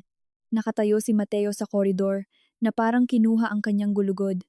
Umiiyak si Liza at kinakaladkad ang kanyang manggas. Humihingi ng tawad na isinama niya siya dito. Sa pagkakataong ito, hindi siya sumugod para aliwin siya. Tiningnan niya ako at nagtanong kung masaya na ba ako. Itinatago ko ang mga dokumento sa aking bag at sumagot na hindi pa. Nanginig ang kanyang tingin. Idinagdag ko na hindi pa niya napipirmahan ang mga dokumento sa annulment. Nakipagkita si Mateo sa akin sa isang coffee shop malapit sa korte, ngunit hindi para humingi ng tawad, kundi para ibigay sa akin ang kanyang settlement agreement para pirmahan. Pagdating ko, nakaupo na siya sa tabi ng bintana. Sa mesa ay may 2 tasa, itim na kape at kape na may gatas. Dati, laging niyang naaalala na umiinom ako ng kape na may gatas at kaunting asukal. Ngayon, lumamig na ang kape. Inilapit niya sa akin ang mga papel. Binuksan ko ang unang pahina. Ang apartment para sa kanya. Ang sasakyan para sa kanya. Ang mga ipon ay mananatili sa kung kaninong account nakalagay. Isinusuko ko ang mga pag-angkin sa perang inilipat kay Liza. Nangangako akong hindi isisiwalat ang mga detalye ng annulment sa airline, sa press, at sa mga kamag-anak. Dahilan ng annulment, hindi pagkakasundo ng mga karakter. Pagkabasa nito, halos matawa ako. Tinanong ko siya kung ito ba ay isang kasunduan sa annulment o isang kasunduan sa pagiging kumpidensyal. Mukha siyang pagod. Idineklara niya na bagaman ang apartment ay nasa akin, sabay naming binayaran ng utang. Kailangan niya ang sasakyan para sa trabaho at ang perang ibinigay kay Liza ay unti-unti niyang ibabalik. Tinanong ko kung magkano. Nanahimik siya ng ilang segundo at sumagot na ibabalik niya ang 200,000. Isinara ko ang folder. 2,000,000 ang ginastos niya kay Liza at sa kanyang anak at nag-aalok siya sa akin ng 200,000. Nagsimula siyang magpaliwanag na maraming pera ang napunta sa bata at wala itong kasalanan. Sumang-ayon ako na walang kasalanan ang bata, ngunit nagtanong kung bakit, kung gayon, kasalanan ng aking pera na nawala ng walang bakas. Kumunot ang kanyang noo at sinabing dati, hindi ako ganoon ka mapagkalkula. Tiningnan ko siya at naisip kung gaano ito katawa-tawa. Kapag hindi nagbibilang ng pera ang isang babae, tinatawag siyang perpektong asawa. At kapag nagsimula siyang magbilang, nagiging isang mapagkalkulang bruha. Kinuha ko ang kasunduang inihanda ng aking abogado at ipinasa ito kay Mateo. Sa bawat pahinang binabasa, lalong dumidilim ang kanyang mukha. Ang apartment ay mananatili sa akin. Para sa sasakyan, babayaran niya ako ng kompensasyon. Ang 2,200,000 na inilipat kay Liza ay obligado niyang ibalik. Ang perang ginastos sa kanyang ina, kung saan may mga ebidensya sa mga mensahe, ay ituturing na utang at sisingilin ayon sa batas. Ipinagbabawal ko siyang hilingin sa akin na pumirma ng mga peking dokumento, at kung ang kanyang mga panloloko sa mga lagda ay magdulot ng mga legal na kahihinatnan sa kumpanya, siya mismo ang mananagot para dito. Ang huling punto ay nagsasabing, pagkatapos ng annulment, puputulin namin ang lahat ng kontak at nangangako siyang hindi na ako guguluhin. Inilapag ni Mateo ang mga dokumento at nagtanong kung kumuha ako ng abogado. Tumango ako. Nagtanong siya kung talagang gusto ko siyang isukol. Mahinahon akong nagtanong kung aling eksaktong punto ang naglalagay sa kanya sa isang sulok. Wala siyang maisagot. Nagpatuloy ako sa pagpapaliwanag na hindi ako naghahabol sa kanyang mga ari-arian bago ang kasal. Hindi ko kinukuha ang apartment ng kanyang mga magulang at hindi humihingi ng paghingi ng tawad ng nakaluhod. Gusto ko lang bawiin ang aking apartment, ang aking pera, at ang aking mabuting pangalan. Hindi ito tinatawag na pagsusukol. Ito ay tinatawag na mga hangganan. Matagal niya akong tiningnan. Biglang lumambot ang kanyang tingin. Tahimik siyang nagtanong kung talagang nakarating na kami sa ganitong katapusan, na nahimik ako. Inamin niya na nakakaramdam siya ng pagkakasala kay Liza dahil minsan na itong kasama niya sa mga mahihirap na sandali at nang bumalik ito pagkatapos ng annulment kasama ang anak, sumuko na lang siya sa awa. Kinuha ko ang tasa at sumagot na hindi ito awa, kundi kasakiman. Nagulat siya. Ipinaliwanag ko na gusto niyang tiyakin na mayroon siyang isang matatag na suporta at kaginhawahan sa bahay, at kasabay nito, gusto niyang tingnan siya ni Liza nang may paghanga. Pinapakilig ang kanyang ego bilang isang tagapagligtas. Ayaw niyang pakawalan ng sinuman sa amin, kaya niloko niya ako. Namutla siya. Nakita kong natumbok ko ang punto at wala siyang masabi. Nang biglang tumunog ang telepono. Ito ay si Ate Martha. Sinagot ko at naging napakalinaw ng kanyang boses. Sinabi niya na nakahanap sila ng isang paglilipat ng 500,000 para sa operasyon ng ina ni Liza noong nakaraang taon. Ang pera ay kinuha mula sa aming joint account na may tala na pagsasanay para sa mga piloto. Inilagay ko ito sa speaker mode. Kumunot ang mukha ni Mateo. Nagpatuloy si Martha.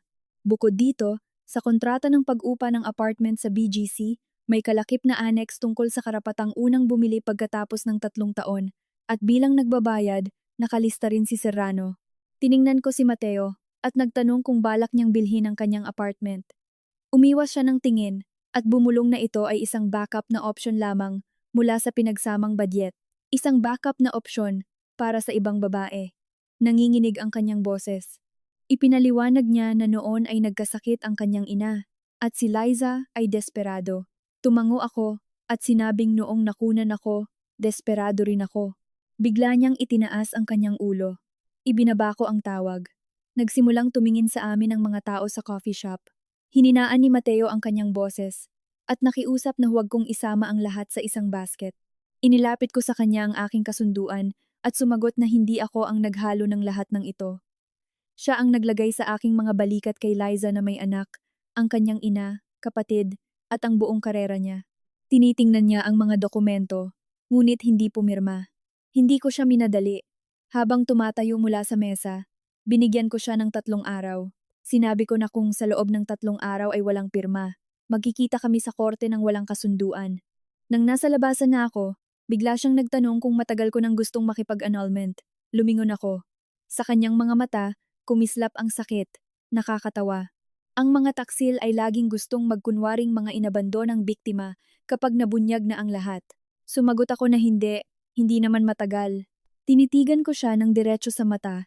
Sinabi na nangyari ito noong araw sa airport nang makita ko siyang karga-karga ang anak nito at nakakapit ito sa kanyang braso. Sa sandaling iyon mismo, naintindihan kong hindi ko na siya kailangan. Wala siyang nahanap na sagot. Itinulak ko ang pinto at lumabas. Hinampas ng hangin ang aking mukha. Huminga ako ng malalim. Tumunog na naman ang telepono. Hindi pamilyar ang numero. Sinagot ko At isang matinis at babaeng boses sa kabilang linya ang sumigaw na tumatawag ang ina ni Liza, si Ginang Teresita, at naparurusahan ako sa pagsira sa kanilang pamilya. Huminto ako, kanilang pamilya. Lumalabas na para sa ina ni Liza. Matagal na silang isang pamilya. Hindi ko balak makipag-away. Tinanong ko lang kung alam niya kung sa kaninong account binayaran ang 500,000 para sa kanyang operasyon noong nakaraang taon na nahimik ang babae. Pinayuhan ko siyang ihanda ang pera para sa pagbabalik at ibinaba ang telepono. Di nagtagal, nagsimulang mag-post si Liza ng mga madamdaming mensahe sa internet. Ang mga headline ay nakakagulat. Isang sulong ina ang nagdadala ng may sakit na anak para magpagamot at pinahiya sa publiko ng asawa ng piloto. Humahagulgol ang bata. Hindi siya nagbanggit ng mga pangalan, ngunit nag-attach ng malabong mga larawan mula sa airport. Nakatayo ako doon sa tabi ng check-in counter. Umiiyak si Liza kasama ang anak at pinoprotektahan sila ni Mateo ng kanyang sariling katawan. Perpekto ang pagpili ng anggulo. Mukha akong bruha at siya ay isang inosenteng biktima. Sumabog ang seksyon ng mga komento. May nagsulat na tuluyan ng nabaliw ang legal na asawa dahil walang kasalanan ang bata. Ang iba ay nagtataka kung bakit hindi na lang tinulungan ng piloto ang isang solong ina at nang hinayang sa selos ng mga babae. Mayroon pa ngang nakahanap ng larawan ni Mateo na nakauniporme. Sinasabing ang isang guwapong lalaki ay tiyak na hindi tutulong ng walang interes. Ipinadala sa akin ni Diana ang post na may panunuya. Tinatanong kung masaya na ba ako dahil ako mismo ang nagpalaki ng iskandalo at ngayon ay kailangan ko itong lunukin. Wala akong sinagot sa kanya. Ipinasa ko ang link kay Ate ni Martha. Sumagot siya agad, hinihiling na huwag kong burahin ang anuman dahil papatotohanan niya ang mga screenshot sa isang notaryo at idinagdag na kailangan naming humiling agad ng mga recording mula sa mga kamera sa airport. Nagpunta ako sa airport. Naghihintay sa akin si Dante sa mga check-in counter. Mula pa lang sa pintuan, sinabi niya na sa araw ding iyon, napansin niyang may mali. Dahil hindi ito ang unang pagkakataon na lumipad si Liza gamit ang aking slot, dinala niya ako sa opisina.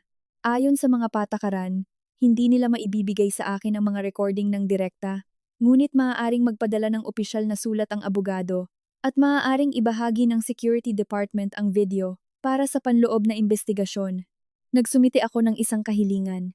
Tahimik na idinagdag ni Dante na mahusay na na-record ng mga kamera kung paano sumigaw ang bata ng tatay at kung paano sinubukan ni Mateo na agawin ang aking telepono.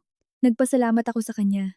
Bumuntong hininga siya at malungkot na sinabi na noong nagtatrabaho ako sa VIP lounge, alam ng lahat kung paano ko inalagaan si Kapitan Serrano. Kapag nasira ang kanyang maleta, ako mismo ang tumatakbo para ipaayos. Kapag nag-iingay ang kanyang ina sa panahon ng inspeksyon, pinapakalma ko siya. Sino ang mag-aakala na gagawin niya ito? Ngumiti ako at sumagot na ako mismo ay hindi mag-aakala. Pagkaalis sa airport, nakatanggap ako ng tawag mula kay G.O. Campo. Ipinaalam niya na alam ng kumpanya ang tungkol sa kaguluhan sa social media at hiniling na huwag akong mag-publish ng mga panloob na datos. Tinitiyak na aayusin ng control department ang lahat. Sumagot ako na hindi ko balak isapubliko ang kumpidensyal na impormasyon ng kumpanya, ngunit sinisiraan ako ni Liza at ipagtatanggol ko ang aking karangalan. Pagkatapos ng isang sandaling paghinto, nangako si G. Ocampo na ibibigay ang lahat ng kinakailangang ebidensya. Kung dadalhin ko lang ito sa korte, sapat na iyon para sa akin. Sa loob ng araw, nagpadala si Martha kay Liza ng isang pre-litigation demand na alisin ang maling impormasyon, mag-issue ng pampublikong paghingi ng tawad, at itigil ang pagsira sa aking reputasyon. Mabilis na tumawag sa akin si Liza. Sa pagkakataong ito, hindi na siya nagkunwari. Masama niyang sinabi na masyado akong malupit. Habang inaayos ang mga folder ng ebidensya, sumagot ako na malayo pa ako sa kanyang mga talento sa pag-arte. Bumuntong hininga siya. Idineklara na hindi niya ako matatakot sa isang papel mula sa isang abogado. Ang mga tao ay nasa panig niya, aniya. Ako ay isang mayaman na asawa ng piloto sa isang malaking apartment at siya ay isang mahirap na solong ina. Malinaw kung sino ang kaaawaan ng madla. Iminungkahi ko na maghintay siya at tingnan. Sumigaw siya na naiinggit lang ako dahil may anak siya. Tumigil ako sa pag-type sa keyboard at sinabing ang isang bata ay hindi isang kalasag. Nanahimik siya at pagkatapos ay sa isang malamig na tono, inutusan akong huwag galawin si Paulo. Sumagot ako na wala akong balak Ngunit ang katotohanang ginagamit niya ang kanyang anak bilang panangga ay hindi nag-aalis sa kanya ng responsibilidad para sa kanyang sariling mga gawa. Ibinaba niya ang telepono. Sa gabi, isang bagong video ang lumabas sa internet. Ang headline ay mas matalas pa.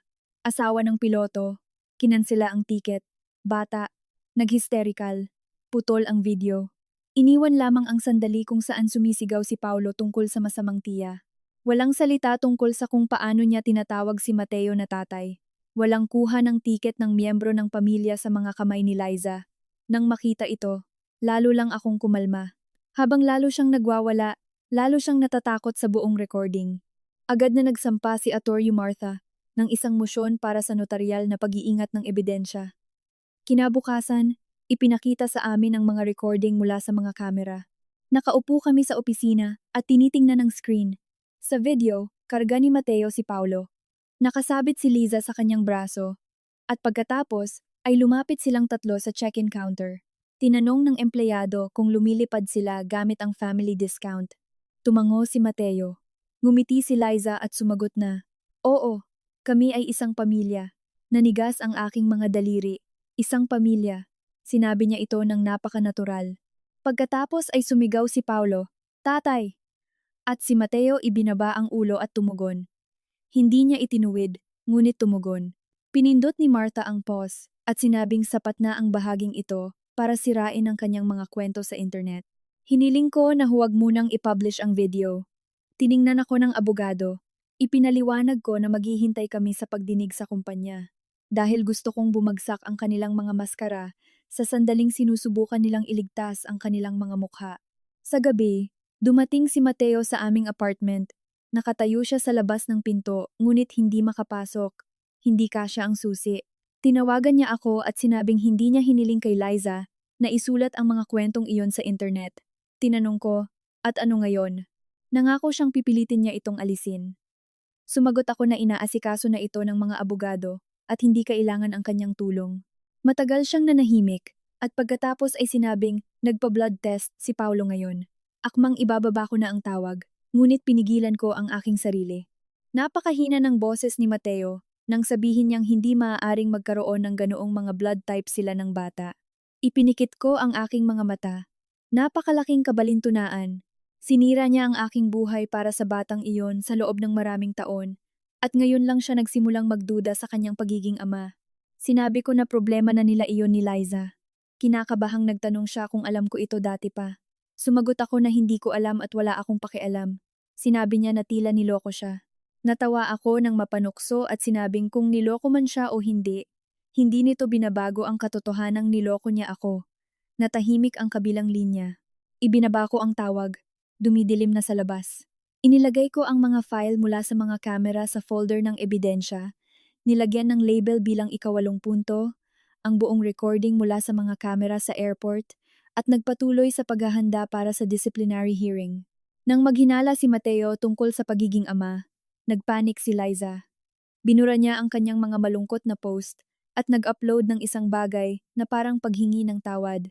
Isinulat niya na nabasag siya dahil sa nerbiyos.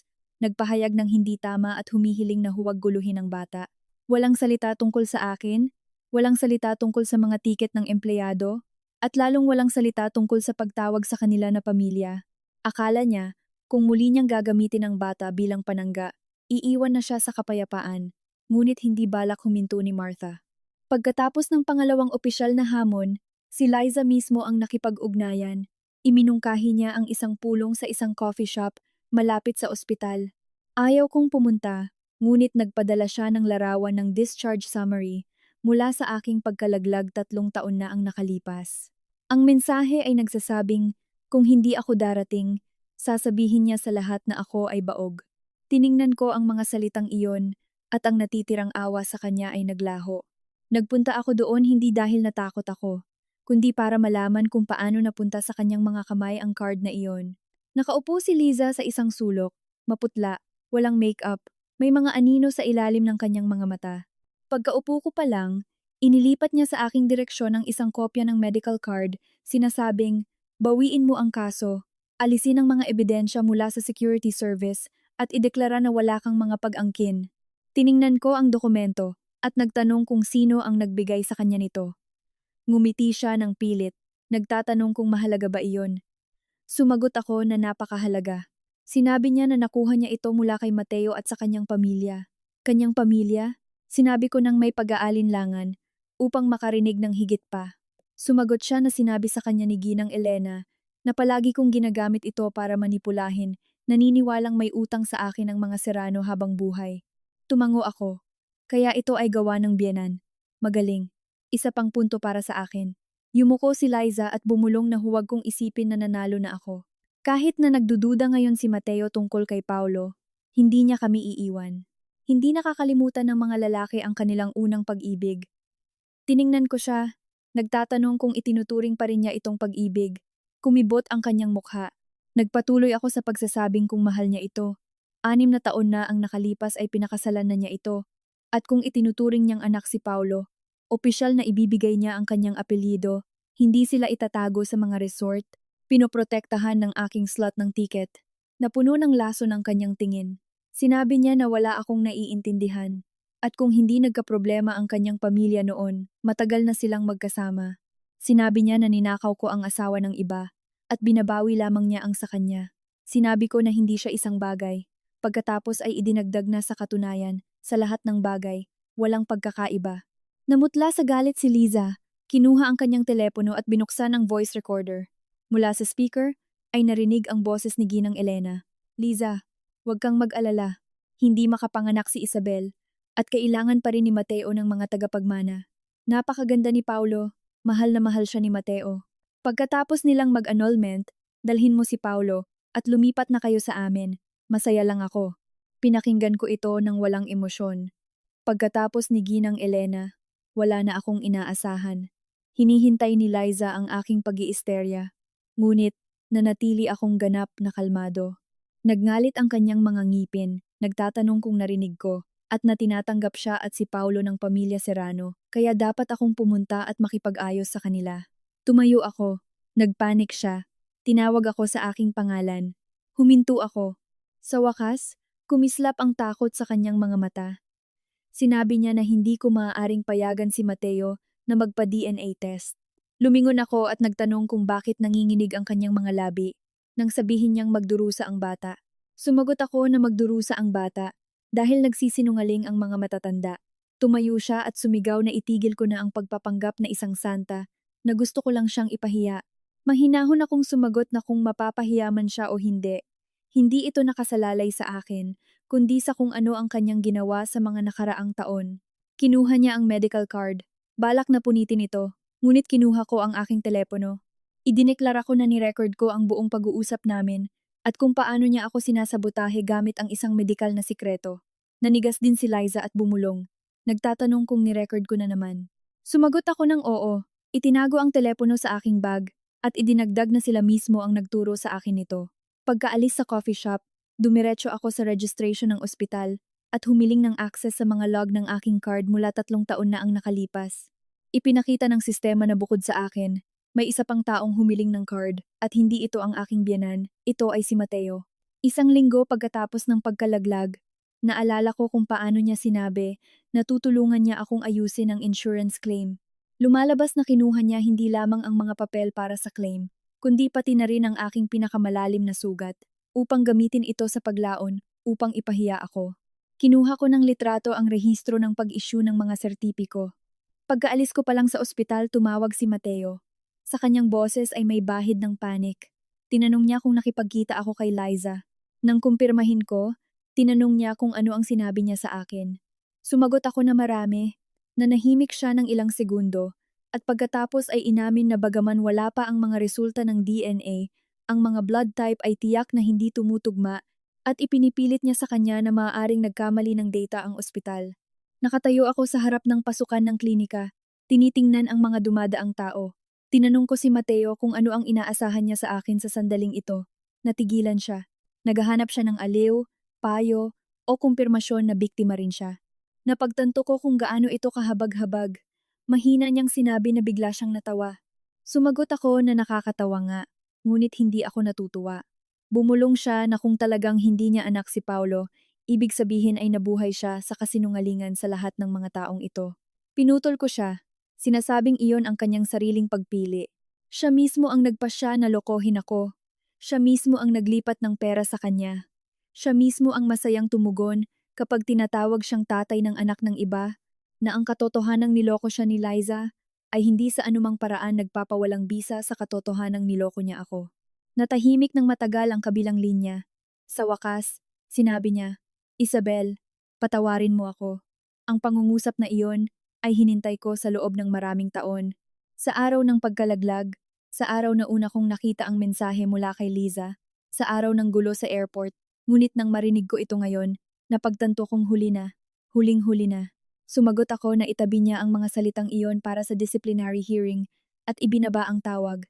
Sa araw ng pagdinig, malakas ang ulan nang, habang tinutupi ang aking payong, pumasok ako sa gusali ng opisina ng airline. Naroon na si Mateo. Nakasuot siya ng madilim na suit, hindi uniforme. Dati, gustong-gusto niyang isuot ang kanyang uniforme ng piloto. Matipuno, matatag, ang pinakatiwala sa sarili na tao sa anumang karamihan. Ngayon, nakatayo siya sa dulo ng koridor, nakayuko ang mga balikat. Nang makita ako, sandaling nagliwanag ang kanyang mga mata, ngunit agad ding nawala. Binigkas niya ang aking pangalan, ngunit huminto ako 2 hakbang mula sa kanya at tinawag siyang Kapitan Serrano. Nang marinig ang opisyal na tawag na iyon, namutla siya. Mahinang nagtanong kung talagang kailangan nating maging ganito ka-estranged sa isa't isa. Sumagot ako na naging estranghero kami sa araw na isinakay niya si Liza sa eroplano sa ilalim ng aking pangalan. Bumukas ang mga pinto ng conference room. Inanyayahan kami ni G. Ocampo sa loob. Bukod sa Internal Control Service, naroroon din ang mga kinatawan ng Flight Squadron, Human Resources Department, at Legal Department. Dumating din si Liza. Mukha siyang mas pagod, at sa kanyang mga mata ay makikita ang desperasyon. Sa tabi niya ay nakaupo ang kanyang ina, si Ginang Teresita. Nang makita ako, masama ang tingin niya, bumubulong na ako ang sumisira sa kanyang anak. Kumunot ang noo ni G. Ocampo at humingi ng katahimikan. Nagsimula ang pagdinig. Binasa ng kinatawan ng kontrol ang mga katotohanan. Sa nakalipas na 3 taon, 3 beses na ginamit ang company slot ni Serrano para sa mga flight ni Liza Garcia at ng kanyang anak sa Istanbul, Maldives, at Dubai. Ang autorisasyon ay isinagawa ng palihim sa ilalim ng pagkukunwaring pahintulot ng asawa mula sa work IP address ni Serrano. Natuklasan ang pamemeke ng digital signature. Nakaupo si Mateo na nakayuko ang ulo at nanahimik. Humarap si G. Ocampo kay Liza na may tanong kung alam niyang wala siyang karapatan sa employee discount. Agad na nagsalita si Liza, sinasabing hindi niya alam. At sinabi sa kanya ni Mateo na pumayag ang kanyang asawa. Ipinaliwanag niya na akala niya ay isang diskwento lamang ito para sa mga kaibigan at na, bilang isang sulong ina, gusto niya lang makatipid. Tiningnan ko siya, sinusubukan pa ring makalusot. Tinanong ni G. Ocampo si Mateo kung opisyal na pumayag si Isabel Reyes. Itinaas ni Mateo ang kanyang ulo at tumingin sa akin. Sa iglap na iyon, napansin ko ang kanyang pag-aalinlangan. Nag-iisip pa rin siya kung iiwanan ko siya ng daan para makatakas, kung maaawa ako kay Liza, kung maililigtas niya ang kanyang karera. Pagkaraan ng ilang sandali, sinabi niya na dati, hindi ako nakikialam sa mga ganoong bagay. Kumunot ang noo ni G. Ocampo at inutusan siyang sumagot ng direkta. Ipinikit ni Mateo ang kanyang mga mata at inamin na walang direktang pahintulot. Biglang lumingon sa kanya si Liza. Binibigkas ang kanyang pangalan, ngunit hindi man lang siya tiningnan. Napagtanto ko na hindi ito paggising ng konsensya, kundi bigat lamang ng ebidensya na hindi na niya kayang itanggi. Nang dumating ang aking pagkakataon, tumayo ako at ikinonekta ang pendrive sa projector. Ang unang file ay ang buong video recording mula sa airport. Sa screen, hawak ni Liza ang kamay ni Mateo at nakangiting sinasabi na, Oo, kami ay isang pamilya. Natahimik ang silid na nakabibingi sa tainga. Namutla si Liza at tumayo ang kanyang ina. Sumisigaw na nagkamali lang siya ng sinabi. Ang pangalawang file ay ang medical card ni Paulo, emergency contact, Mateo Serrano, relasyon, ama. Pangatlong file, mga log ng autorisasyon mula sa 3 taon. Pang-4, pagsusuri ng mga peking lagda. Pang-5, mga paglilipat sa bangko. Pang-6, kontrata sa pag-upa ng apartment at resibo. para sa pagbabayad ng operasyon ni Ginang Teresita. Sa bawat bagong slide, lalong nagiging kulay abo ang mukha ni Mateo. Sa simula, umiiyak si Liza at pagkatapos ay natuyo ang mga luha. Sa huli, pinatugtog ko ang recording mula sa voice recorder sa coffee shop kung saan hinihiling ng boses ni Liza na bawiin ko ang kaso, alisin ang mga ebidensya, at isuko ang aking mga pag-angkin. Nang matapos ang recording, maririnig lamang ang ugong ng ulan sa labas ng bintana. Tiningnan ni G. Ocampo si Liza at nagtanong kung mayroon siyang idadagdag, nanginginig ang kanyang mga labi. Habang ipinapaliwanag na napilitan siyang gawin ito, natakot siya. Mag-isa ako kasama ang anak at wala akong ibang pagpipilian. Nagsalita ako. Sinasabing ang katotohanang wala siyang pagpipilian ay hindi nagbibigay sa kanya ng karapatang gamitin ang aking pangalan, ang aking pera, at ang aking kasal bilang isang lifebuoy. Tumingin siya sa akin, at sa unang pagkakataon, may hindi maitatagong puot sa kanyang mga mata. Nagtanong siya, bakit? Mayroon akong lahat, hindi ko ba maaaring palampasin na lang ang sitwasyong ito? Mahinahon akong sumagot na iyon ay dahil hindi nila kinuha ang sobra sa akin. Nagulat siya habang nagpapatuloy ako. Sinabi ko, na kinuha nila ang aking tiwala, ang aking pamilya, ang lugar na dapat sana ay para sa aking sariling anak, at ang pangunahing paggalang na nararapat para sa 6 na taon ng kasal. Biglang itinaas ni Mateo ang kanyang ulo, ngunit hindi ko siya tiningnan. Tumagal ang pagdinig hanggang hapon. Inanunsyo ni G. Ocampo ang paunang desisyon. Si Serrano ay sinuspinde sa kanyang mga tungkulin bilang piloto hanggang sa matapos ang investigasyon dahil sa pamemeke ng mga lagda, paglabag sa etika sa propesyon, at pagtatago ng mga katotohanan. Ipinasa ang kaso sa legal department para kay Liza Garcia.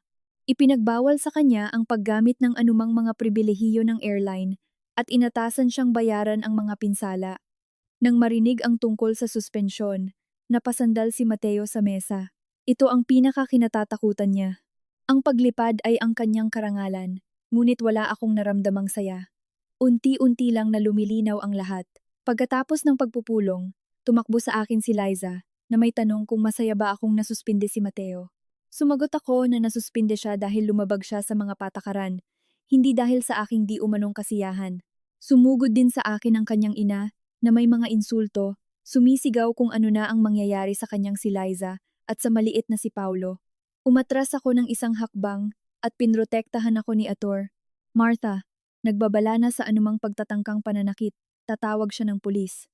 Pagkatapos ay nakialam si Mateo, tumingin kay Liza at sa isang paos na boses, inutusan siyang tumigil. Nagulat si Liza, nagtanong kung bakit siya sinisigawan. Pagod siyang nagtanong kung inaakala pa rin niyang kasalanan ko ang lahat ng ito.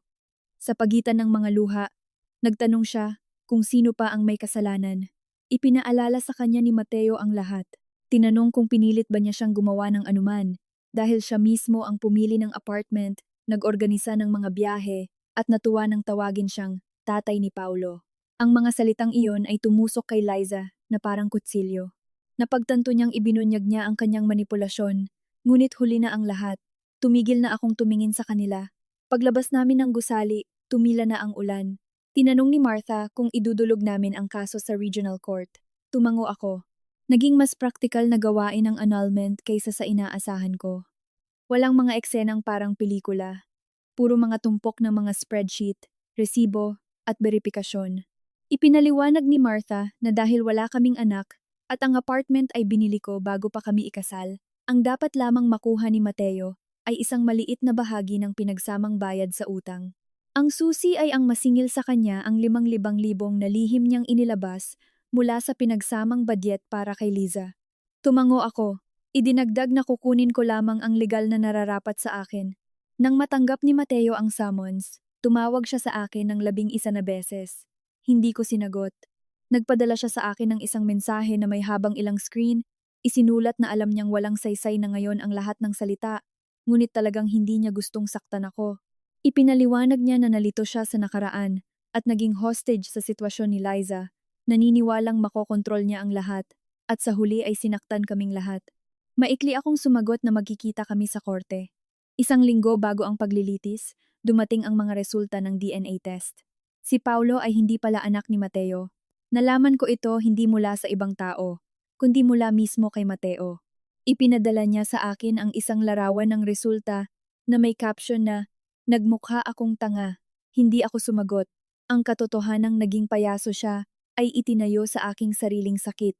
Ang panloloko ni Liza ay problema lamang niya. Ngunit ang katotohanang niloko niya ako ay aking usapin na. Ang dalawang katotohanang iyon ay hindi sa anumang paraan nagpapawalang bisa sa isa't isa. Sa araw ng paglilitis, nagpakita rin sa korte si Ginang Elena. Lalo siyang tumanda, magulo ang kanyang buhok. Nang makita ako, sinubukan niyang hawakan ang aking kamay. Humihiling na wag akong magtanim ng sama ng loob sa mga sinabi niya noon, dahil sapat na ang pinagdaanan ni Mateo sa suspensyon, sa korte, at sa resulta ng DNA. Binawi ko ang aking kamay at hiniling na tawagin niya akong Mrs. Reyes. Natigilan siya at nagtanong kung talagang napakalupit ko. Tiningnan ko siya sa mata at sumagot na noong isinumbat niya sa akin ang kakulangan ng tagapagmana, mas malupit pa siya. Kumibot ang kanyang mga labi, ngunit wala na siyang sinabi. Sa korte, nakaupo si Mateo sa tapat ko. Sobrang payat niya. May mga anino sa ilalim ng kanyang mga mata. Hindi siya ahit. Hindi na siya tumitingin sa akin ng may kumpiyansa tulad ng dati. Mukha siyang isang taong nawalan ng mga susi sa harap ng isang pintong sarado na magpakailanman. Tinanong ng hukom kung may pagkakataon pang magkasundo ang mga panig. Agad na itinaas ni Mateo ang kanyang tingin ng may pag-asa. Mahigpit kong sinabi na hindi. Sa mga salitang iyon, namula ang kanyang mga mata. Tinanong ako ng hukom kung pinal na ang aking desisyon at hiniling na ibigay ang mga dahilan. Ipinasa ko ang mga file ng kaso, kung saan naroroon ang mga ebidensya ng matagal na panloloko, lihim na pagwawaldas ng pinagsamang ari-arian, pamemeke ng lagda, isang lihim na relasyon sa ibang babae, at ang ganap na pagsira ng tiwala. Ibinaba ni Mateo ang kanyang ulo at hindi tumutol. Matagal ang usapin sa paghahati ng ari-arian, ngunit sa huli, ang apartment ay napunta sa akin. Binayaran ko siya ng kompensasyon para sa bahagi ng mga bayad sa utang. Ngunit pagkatapos ibawas ang 2,000,000 na ginastos niya kay Liza, naging napakaliit ng huling halaga. Pinaghahati-hatian namin ang halaga ng sasakyan. Inutusan ng korte si Liza na mag-issue ng pampublikong paghingi ng tawad para sa paninirang puri at bayaran ang mga gastos sa korte. Nang marinig ang hatol, tumayo si Ginang Elena. Nagtatanong kung ano ang mangyayari kay Mateo. Ngayong nawalan siya ng trabaho at kailangan pang magbayad. Pinatahimik siya ng hukom. Tiningnan ko siya at sinabing noong naglilipat si Mateo ng daan-daang libo sa kanya, hindi naman siya nagtanong kung saan ito babayaran. Bumagsak siya sa upuan. Pagkalabas sa korte, hinabol ako ni Mateo sa kalye. Huminto ako sa hagdan. Sa isang paos na boses, inamin niya na tapos na ang lahat sa kanila ni Liza, na niloko siya nito at si Paulo ay hindi niya anak, at ngayon lang niya naintindihan kung sino talaga ang nagmamahal sa kanya. Tiningnan ko siya. Kung sinabi niya ito 3 taon na ang nakalipas, marahil ay napaiyak ako. Ngayon, awa lamang ang naramdaman ko. Sumagot ako na hindi niya talaga naintindihan kung sino ang nagmamahal sa kanya. Nang iwanan kanya, naalala mo lamang na hindi kita kailanman niloko. Namutla siya, sinubukang itanggi. Ngunit mahigpit ko siyang pinutol, idinagdag na hindi niya ako mahal, kundi komportable lamang siya dahil nilulutas ko ang lahat ng kanyang problema. May luha na lumitaw sa kanyang mga mata. Sinubukan niyang hawakan ang aking kamay. Nangangakong magbabago siya, humihingi ng pangalawang pagkakataon at hinihikayat na magsimulang muli. Sinabi niya na pinapangarap ko ang mga paglalakbay at sa sandaling maibalik siya, dadalhin niya ako sa buong mundo at ang employee discount ay magiging akin na lamang. Tiningnan ko ang kanyang kamay. 6 na taon na ang nakalipas, hawak niya ang aking kamay. Nangangakong ipakita sa akin ang buong mundo. Pagkatapos, sa loob ng maraming taon, ipinasyal niya ang ibang babae sa buong mundo at ngayon ay sinasabi niyang ang buong slot ay para sa akin na lamang, ngunit hindi ko na ito kailangan. Pilit kong binawi ang aking kamay. Mahinahon kong sumagot na marami pa akong bibisitahing bansa, ngunit hindi na ako muling gagamit ng kanyang diskwento. Nanginginig siya, na parang nakuryente, at nanigas. Tumalikod ako at umalis. Sa aking likuran, narinig ang pigil na hikbi ni Ginang Elena. Hindi na ako sinundan ni Mateo. Noong gabing iyon, nag-publish si Liza ng opisyal na paghingi ng tawad. Inamin niya na nag-publish siya ng baluktot na impormasyon tungkol sa insidente sa airport na humantong sa paninira sa aking pagkatao. Hindi tapat ang teksto, ngunit wala akong pakialam sa kanyang katapatan.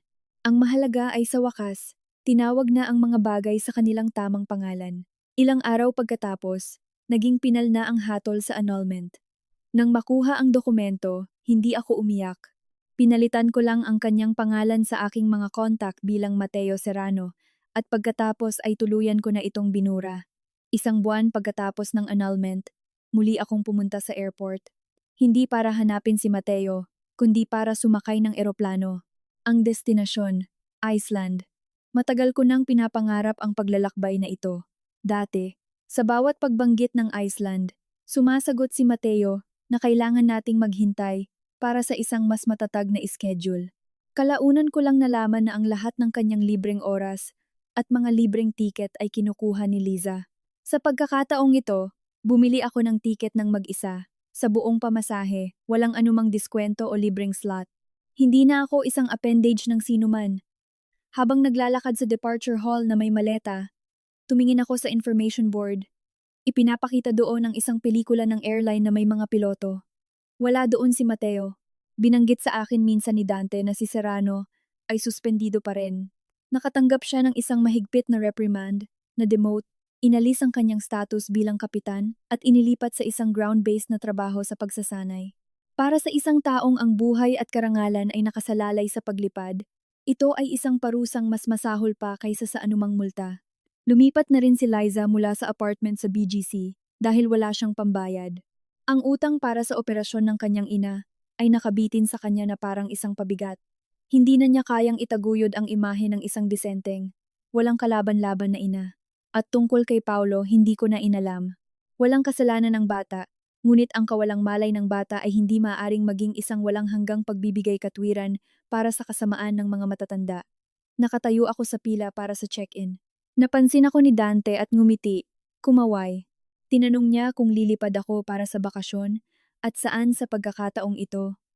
Nang sumagot ako na sa Iceland, kumislap ang kanyang mga mata sa paghanga. Ibinigay ko sa kanya ang aking pasaporte. Habang sinisimulan ang check-in, bigla siyang huminto at sinabing sa sistema ay nakikita pa rin ang pagkakakabit ng aking profile bilang asawa ng empleyadong si Serrano. Tinatanong kung kinukumpirma ko ang pag-alis nito. Sinabi kong tanggalin na ako ng tuluyan. Tumango siya, nag-type ng isang command sa keyboard, at ang koneksyon na iyon ay permanenteng naputol. Ibinigay niya sa akin ang boarding pass. Binabati ako ng isang magandang paglalakbay. Tiningnan ko ito. Pangalan, Isabel Reyes. Uri ng pasahero, adult. Walang anumang tala tungkol sa pagiging miyembro ng pamilya. Napakaganda. Lumingon ako patungo sa security check, nang biglang may tumawag sa akin mula sa likod, Isabel.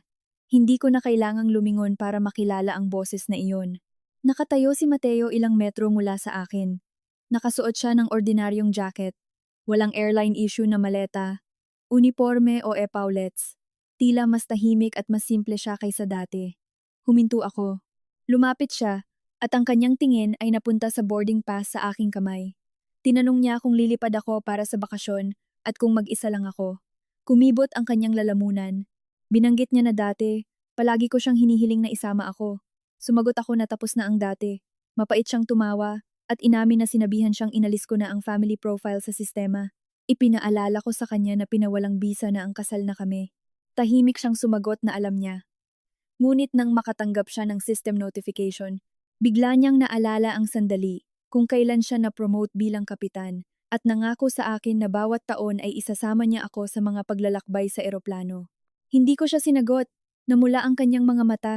Sinabi niya ito sa isa pang pagkakataon, binibigkas, patawad. Sa pagkakataong ito, sinabi ito ng napakahina. Hindi siya nagmamakaawa na bawiin ko ang mga akusasyon. Hindi siya humihiling na pumirma ng anumang papel. Hindi niya ako sinasabotahe sa mga obligasyon sa trabaho, sa may sakit na ina, sa kapalaran ni Liza, o sa anak. Ito ay isang simpleng, patawarin mo ako. Ngunit ang isang huling paghingi ng tawad ay parang isang expired na boarding pass. Pinapatunayan nito na minsan ay mayroong isang flight, ngunit hindi ka na nito dadalhin kahit saan. Mula sa mga speaker, umalingaw-ngaw ang anunsyo para sa pagsakay sa aking flight. Biglang nagtanong si Mateo kung talagang wala na kaming kahit katiting na tsansa. Tiningnan ko siya, at sa harap ng aking mga mata ay dumaan ang mga imahe. Si Liza na nakakapit sa kanyang braso, ang bata na tinatawag siyang tatay, si Ginang Elena, na sinisisi ako sa pagiging baog, ang mga kamag-anak na nananawagan sa akin na maging isang mapagkumbabang asawa, ang projector sa conference room, at ang kanyang mga pangako sa labas ng gusali ng korte na mula ngayon, ang mga tiket ay magiging akin na lamang. Ngumiti ako at sinabing, hanggang ngayon, wala siyang naintindihan. Wala talaga. Ipinaliwanag ko sa kanya na hindi ako umalis, para pilitin siyang magsisi. Mas hinigpitan ko ang hawak sa aking boarding pass, at idinagdag na umalis ako sa kanya para sa wakas ay simulan ng aking sariling buhay. Isang malungkot na luha ang dumaloy sa kanyang pisngi. Wala akong balak na manatili pa. Hinila ko ang aking maleta patungo sa security check. Sa pagkakataong ito, wala na siyang karapatang sumunod sa akin. Sinuri ng empleyado ng airport ang aking pasaporte at tinatakan ito. Lumingon ako sa huling pagkakataon. Nakatayo pa rin si Mateo sa parehong lugar, habang nilalampasan siya ng mga naglalakbay na tao. Dati, naglalakad siya sa airport na parang isang hari ng himpapawid, at ngayon ay naging isang taong permanenteng naiwan sa nakaraan. Inalis ko ang aking tingin sa kanya at naglakad sa koridor. Sa likod ng mga higanteng bintana, dahan-dahang gumugulong ang eroplano sa runway. Ang langit sa malayo ay nagkaroon ng kulay ng isang matalim at malinis na asul. Naalala ko kung paano maraming taon na ang nakalipas. Sa simula pa lang ng aming relasyon, tinanong niya ako kung saan ko pinakagustong pumunta sa buong mundo. Sumagot ako noon na kahit saan, basta't hindi ko siya nag-iisa na naghihintay. Pagkatapos, napakatagal ko siyang hinintay. Naghihintay sa kanyang mga flight at pagbabalik. Naghihintay sa kanyang mga salita ng aliw at hinihiling na sa wakas ay mapansin niya kung ano ang aking pinagdadaanan. At sa pagtatapos lamang ng relasyong ito, napagtanto ko na ang buhay ng tao ay hindi isang arrival hall sa isang airport. Hindi lahat ng naantalang flight ay sulit na hintayin ng may pagtitiyaga. Nang umangat ang eroplano mula sa lupa, tiningnan ko sa bintana kung paano paliit ng paliit ang Maynila. Hindi ako umiyak. Inilipat ko lang ang aking telepono sa airplane mode, isinandal ang aking ulo sa upuan, at ipinikit ang aking mga mata.